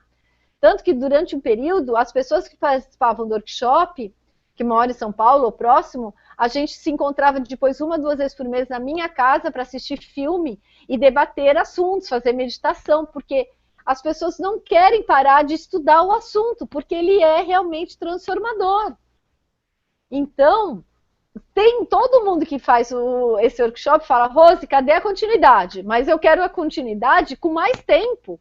Eu estava relendo algumas avaliações que eu peço para as pessoas fazerem, todas, Karina, todas, esqueci até de comentar isso, na avaliação pedindo mais tempo, 16 horas é muito curto. Então, é uma possibilidade, né? Aumentar futuramente essa carga horária, ou fazer um presencial sexta, sábado e domingo, num hotel. Isso tudo já está tudo preparado, eu só não coloquei em prática porque ainda não alinhavei todas as informações, que eu tenho muita informação muito recente. Mas de chegar uma sexta-tarde no hotel, ter atividade sexta-noite, fogueira, né? Todo aquele clima, todo mundo junto, não ir embora, poder se aprofundar muito na criança, trazer as lembranças. Aí sim, aí é outro objetivo. Mas esse workshop que eu faço em São Paulo, eu vou fazer dia 3 e dia 4, são 16 horas. Não precisa contar o que você passou na infância, não precisa falar nada, não tem nenhum tipo de exposição. Não vou perguntar, você, qual é o seu trauma? Não existe isso. Eu vou explicar todos os possíveis tipos de abuso que uma criança passa na infância e você vai relacionar sozinho ou com o psicólogo que você faz, você vai levar o material, que é todo apostilado. Tudo que eu passo em slide, eu passo todinho em slide. Por quê? Tem pessoas que só falam. Eu gosto sempre, porque tem pessoas que são visuais, ela vai registrar aquilo que está escrito no slide. Fora isso, você vai acompanhar na apostila, que eu dou para você. É todo apostilado. Então, sem problemas nenhum, você que não gosta de falar. Então, são 16 horas de trabalho, chegando às 10, saindo às 19. Para você ter uma ideia, Karina, às vezes é para acabar 7 horas, já chegou o dia de ser 9h30 e ninguém foi embora. 8 horas, ninguém vai embora. 10 horas, eu já estou assim, já estou entregando os pontos. E ninguém foi embora.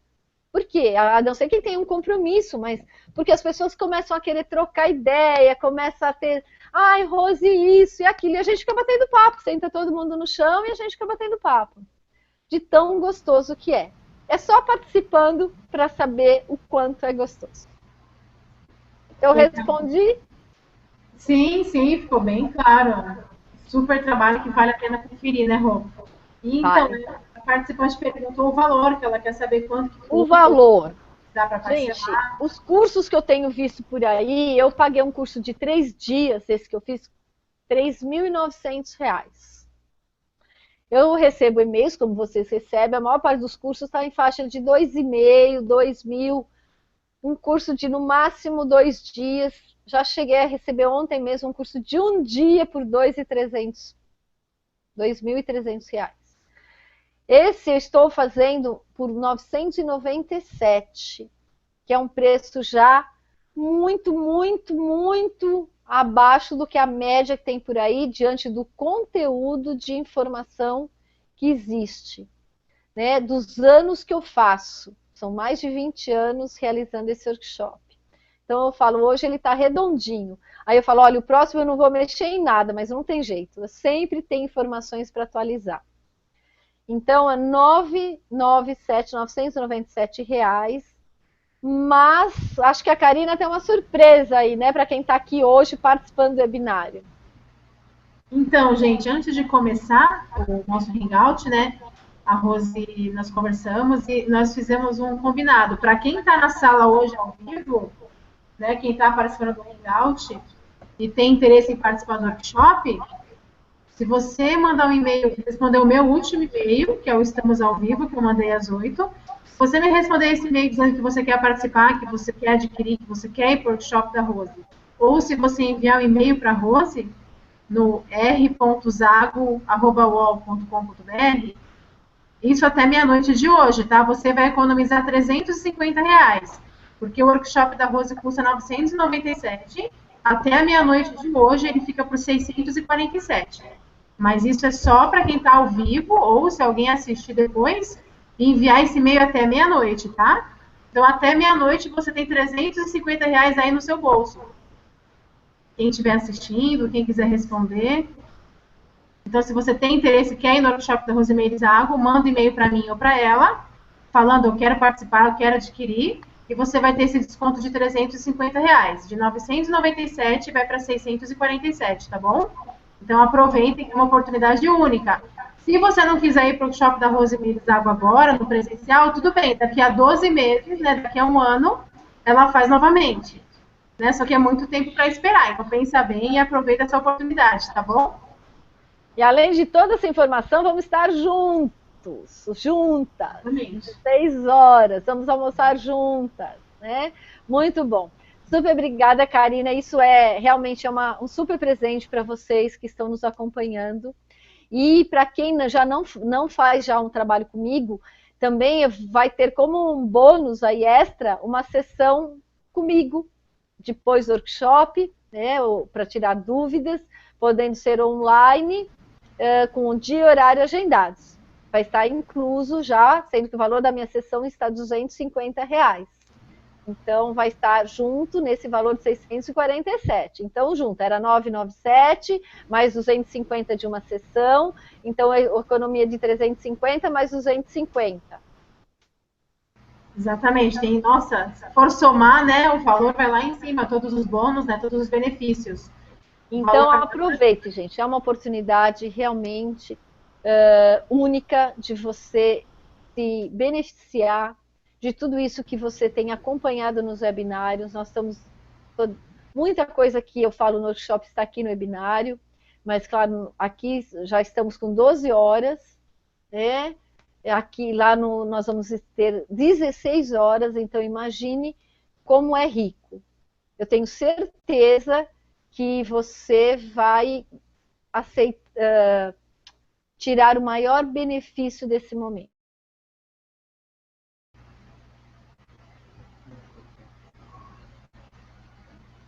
Pessoal, vocês estão me ouvindo? Eu acho que a Rose parou o sinal dela. Crenças que muitas vezes têm fundo emocional e a origem está nos nossos primeiros anos de vida. Mas se você não quiser vir, não tem problema. Daqui um ano, como a Karina falou, eu pretendo fazer outro, ou talvez antes de um ano, né? E você vai estar presente. Mas, de toda forma, se você tem interesse, você é de São Paulo, ou você não é de São Paulo, com esse desconto que a gente está dando hoje, dá para você, de repente, arcar com as despesas da passagem. Estuda uma forma de você fazer presente.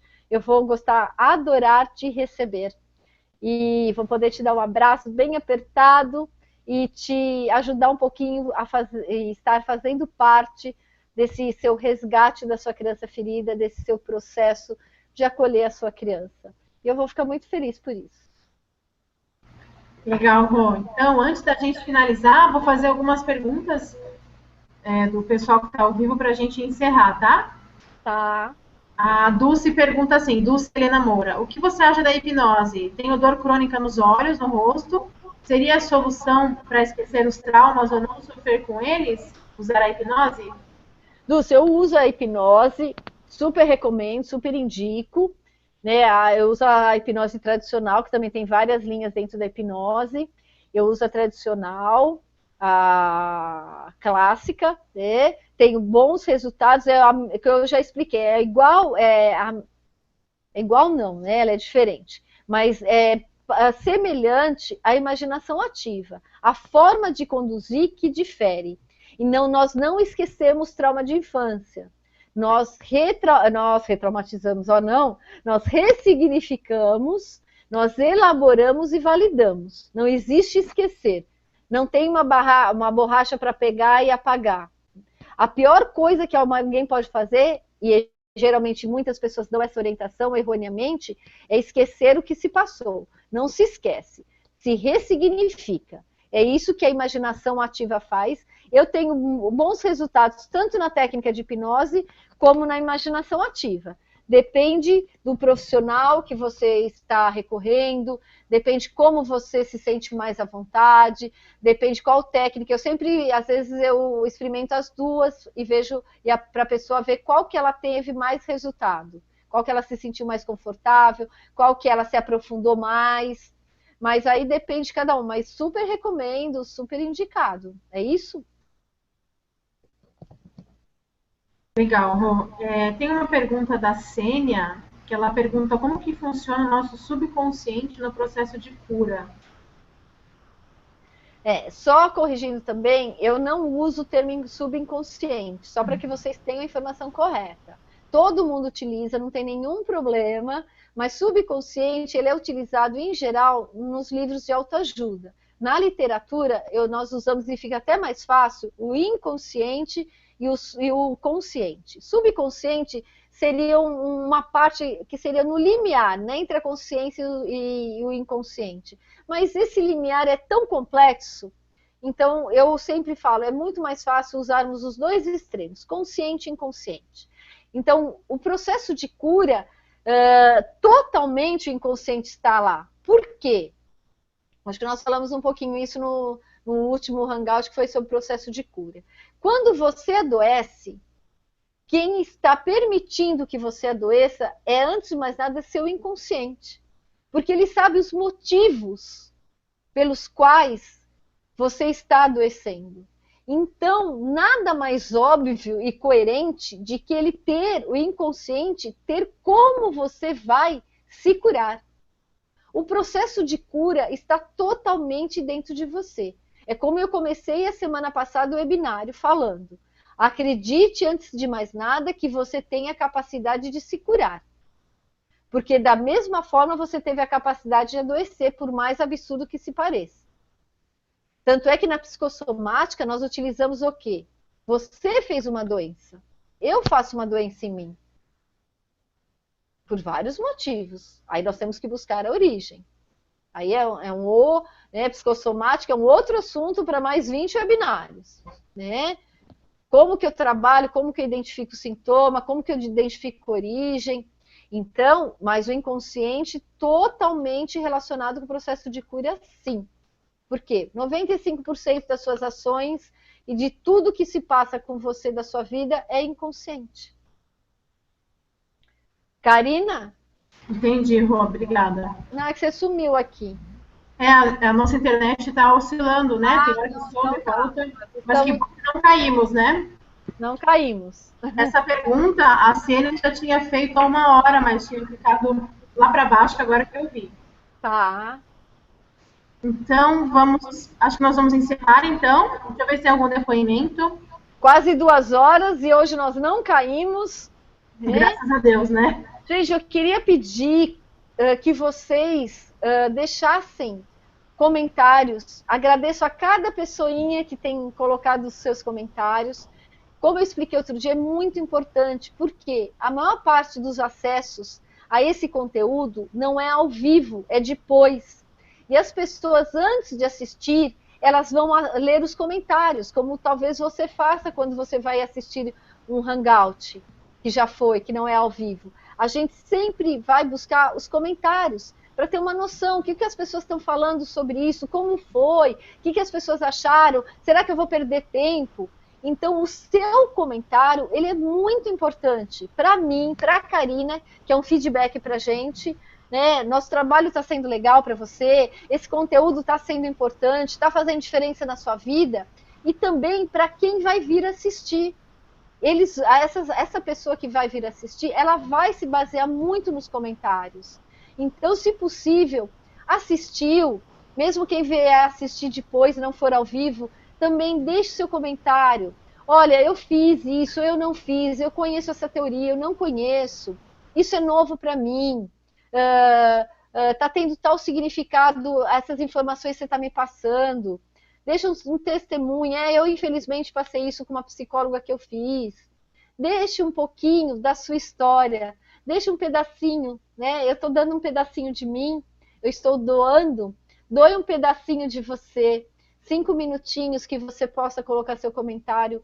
Eu adoro ler os comentários, é muito importante. A Karina também, né, Karina?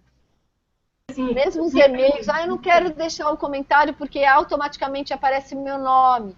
Ok, então pode nos escrever depois, né? Mas se você não quiser dar um testemunho no comentário, não quiser contar a sua história, mas só coloca um alô, estive aqui, como se fosse um caderno de presença, né? E eu agradeço a todo mundo que já deixou seus comentários, a quem vai vir, vai deixar ainda, e agradeço a participação. Estamos complementando quase 14 horas de conteúdo. Sim, muito tempo, né? Já bastante de profundo conteúdo, né, Rô? Eu vou ler alguns comentários aqui, tá? Antes a gente acabar.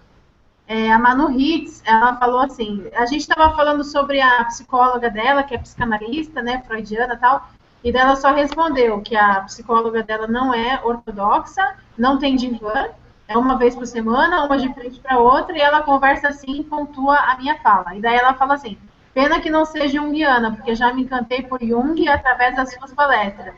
Ela falou para você. Manu, Jung realmente, eu falei, ele é meu mestre, eu quero ter um encontro com ele. A teoria dele é muito atual, muito atual. Imagina, ele tem um livro que está no meu site em PDF, falando dos OVNIs. Naquela época, ele falava de disco voador. Né? Então, você imagina a cabeça desse homem, né? Uhum. Eu vou ler o da Mônica Coutrin, daí a gente encerra. É que não dá para ler de todo mundo, tá, pessoal? Recebi também por e-mail, tem mais ao vivo, mas a gente tem que encerrar. Depois eu vou ler um por um, tá? Isso, depois que terminar, né, tu lê, responde, eu também leio e respondo. Deixa eu achar o dela aqui, que já faz 1 hora e tá lá embaixo. A Mônica Coutrin falou assim, foram muitos anos fazendo terapia com profissionais que não davam explicações sobre o trabalho terapêutico. Até ela encontrar, eu estava totalmente desestruturada, e aí pude entender realmente o que é um profissional dedicado. E com todo o seu conhecimento, estou conseguindo curar minhas dores. A Mônica Coutrin falou. Mônica, obrigada. Você não vai me fazer chorar de novo, né, Mônica? Gente, a Mônica, ela faz biscuit. Eu tenho que falar, Mônica, você não vai ficar brava comigo. E ela faz um trabalho incrível de biscuit. Então, ela é do Rio. Ela faz beija-flor minúsculos, são lindos. Só que aí, olha, tô até arrepiada. Ela faz também, ela faz de tudo, né? Mas eu tô falando de alguns trabalhos recentes da Mônica. E ela tá fazendo os bebês. Ela pegou minha foto de infância, vocês não vão acreditar. E ela fez eu, criança, em biscuit, do tamanho que cabe na palma da mão, gente. Nossa, que legal. Então, ela faz um trabalho, né? Por isso que outro dia ela até comentou, eu tava deixando fazer bebês nascerem, né? Então, ela está desenvolvendo cada vez mais esse trabalho para quem tem interesse, né? Ela pega a foto e ela desenvolve. Imagina, na palma da mão, você imagina. Só que você vê a foto, ela amplia, né? Parece que ele é grande. Então, ela faz com todos os detalhes. Além de tudo, quando eu vi o biscuit, eu, criança, ela fez com a touquinha, ela põe a roupinha, ela fez a Mel é minha cocker, minha assistente de psicologia, né? Que eu amo, que me acompanha há 11 anos e meio. Para quem me conhece, conhece ela também. E ela fez a Mel no meu colo. Você imagina o titico, né, da Mel. Então, acho que ela faz com lupa e com uma perfeição, né? Quem quiser, eu creio que ela me dê a liberdade, peça a amizade da Mônica Cotrim no Face. E, ô Mônica, deixa aí o seu profissional, que eu não lembro qual que é, o que você fez, e conhecer um pouquinho do trabalho dela, que vale a pena. Ela é uma querida, eu fico muito feliz com a evolução que ela está tendo, realmente ela chegou até mim com muitas dores, né? E ela está super aplicada, é isso que é importante, gente, né? Não é só ir na 1 hora de sessão, é estar aqui, vendo os webinários. Hoje a gente tem essa possibilidade de nos unirmos, né? E nos fazermos presentes, mesmo estando longe. O meu site tem muito conteúdo. Quando eu comecei meu site, muita gente falou, não faça assim, esse não é um site comercial. Eu falei, eu não estou fazendo um site para vender, eu estou fazendo um site para dar informação. E ele está alcançando esse objetivo hoje. Eu fico muito feliz, cada vez mais as pessoas estão voltando a visitar. Fiquei 2 anos me dedicando praticamente até às 5 da manhã, eu paro de atender 11 horas, eu chego em casa meia-noite. Era da meia-noite às 5, quase toda noite. Foram 2 anos para colocar esse site no ar, e hoje ele está valendo a pena, porque as pessoas estão se identificando com as informações. Acho que tem gente que ainda nem tem noção do que tem de informação nesse site. Né? Tem muita informação, tem muita aba para abrir, tem muita coisa ainda para eu colocar, para atualizar. Mas agora nós estou envolvida com o workshop, envolvida com webinários. Então a Mônica é uma querida, e eu torço muito para que ela se liberte cada vez mais, eu tenho certeza, porque ela está se dedicando. E é isso que é importante, gente, se dedicar, né? Se dedique, se comprometa com o trabalho de cura. Esse é um passo muito importante, não é só o profissional, não. Né? O profissional é importante, mas o seu comprometimento também vai fazer toda a diferença no resultado. Legal, Rose. Então, hoje a gente encerra mesmo, né? Nós tínhamos encerrado semana passada, mas voltamos para explicar sobre o workshop e também para responder as perguntas pendentes. Quem fez pergunta ao vivo e não teve a sua pergunta respondida, depois a Rosemary vai entrar e responde para você, porque a gente já está chegando em 2 horas, temos que encerrar. Então é isso. Fica muito cansativo. Gente, só resumindo. Workshop, dia 3 e 4 de outubro em São Paulo. Quem quiser, o preço é R$ 997. Quem mandar um e-mail para mim ou responder o e-mail com o link de hoje para a Karina, dizendo eu vou comprar hoje, vai ter o preço reduzido para 647 e mais uma sessão comigo, né, de 1 hora. Então, hoje, meia-noite e 1 não vai estar valendo. Até meia-noite tem que chegar o e-mail para a gente. Por quê? Porque eu preciso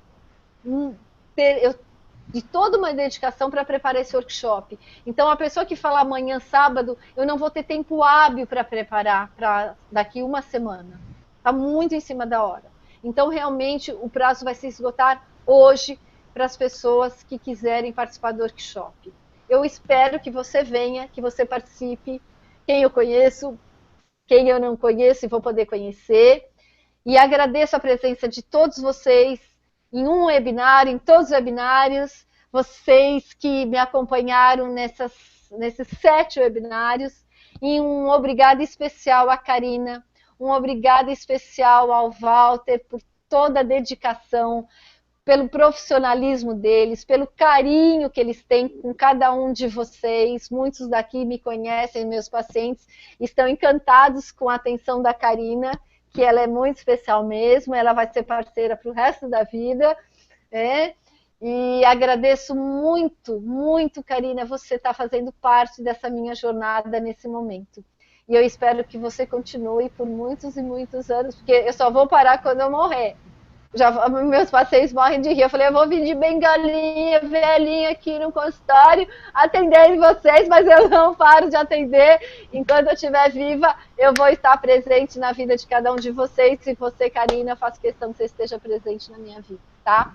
Gente, obrigada. E em breve, aguarde os e-mails da Karina. Você viu, nós nem imaginávamos e voltamos mais rápido do que esperávamos. Então, e se tiver algum assunto de interesse, mande e-mail para a Karina. Karina, chama a Rose, vamos fazer o webinário. Participem. Vocês fazem parte. Se não fosse você, nós não estaríamos aqui. Então, super obrigada. Fique com o meu beijo. Um super abraço e um super beijo e abraço para sua criança. Linda. Não deixe de cuidar delas. Cuide da sua criança sempre, tá? Acolha muito sua criança. Um beijo para você. Um beijo para sua criança. Tchau, até breve. Te espero no workshop dia 3, no outro sábado aqui em São Paulo. Antes de encerrar, esqueci do detalhe. Eu esqueci do bônus do Sinaem, lembra? Então, sim, gente, eu falei do bônus. Tem mais bônus, gente. Tem mais bônus. Não vai embora. Tem mais um bônus. Então, assim, para quem comprar adquirir o workshop da Rosemary, né, enviar um e-mail dizendo que quer adquirir, que tem interesse, a gente, até meia-noite de hoje. Então, além do workshop, o preço ficar reduzido, né, de 997 para 647, você vai ganhar uma sessão com a Rose, que a sessão da Rose custa R$250, e você vai ganhar também um acesso VIP do Sinaem, que custou R$347. Eu não sei se todo mundo acompanhou, mas o Sinaem foi o primeiro simpósio nacional sobre a autoestima da mulher. Foi um evento online que a gente fez ano passado, em setembro. E nesse acesso VIP que você vai ganhar como bônus, você vai ter acesso a mais de 30 palestras com profissionais falando com assuntos voltados totalmente para a autoestima feminina. Então, vai ter palestra da Rosemary Zago, vai ter palestra sobre emagrecimento, sobre bem-estar, sobre carreira, sobre desbloqueio de potencial, sobre organização, tudo voltado para a autoestima feminina. Então, adquira o workshop da Rosemary Zago, que você vai ganhar mais esse bônus. Então, são R$350 que você está economizando se comprar hoje, R$250 da consulta e mais R$347 do acesso VIP do Sinaem que você vai ganhar como bônus, tá bom? Então, gente, quem fez a conta aí? 350 mais 350, é isso? 350 de desconto, né? Sim. Mais 397, que foi o preço do Sinaem. Mais 250 da sessão. Olha o bonitão me beijando aqui.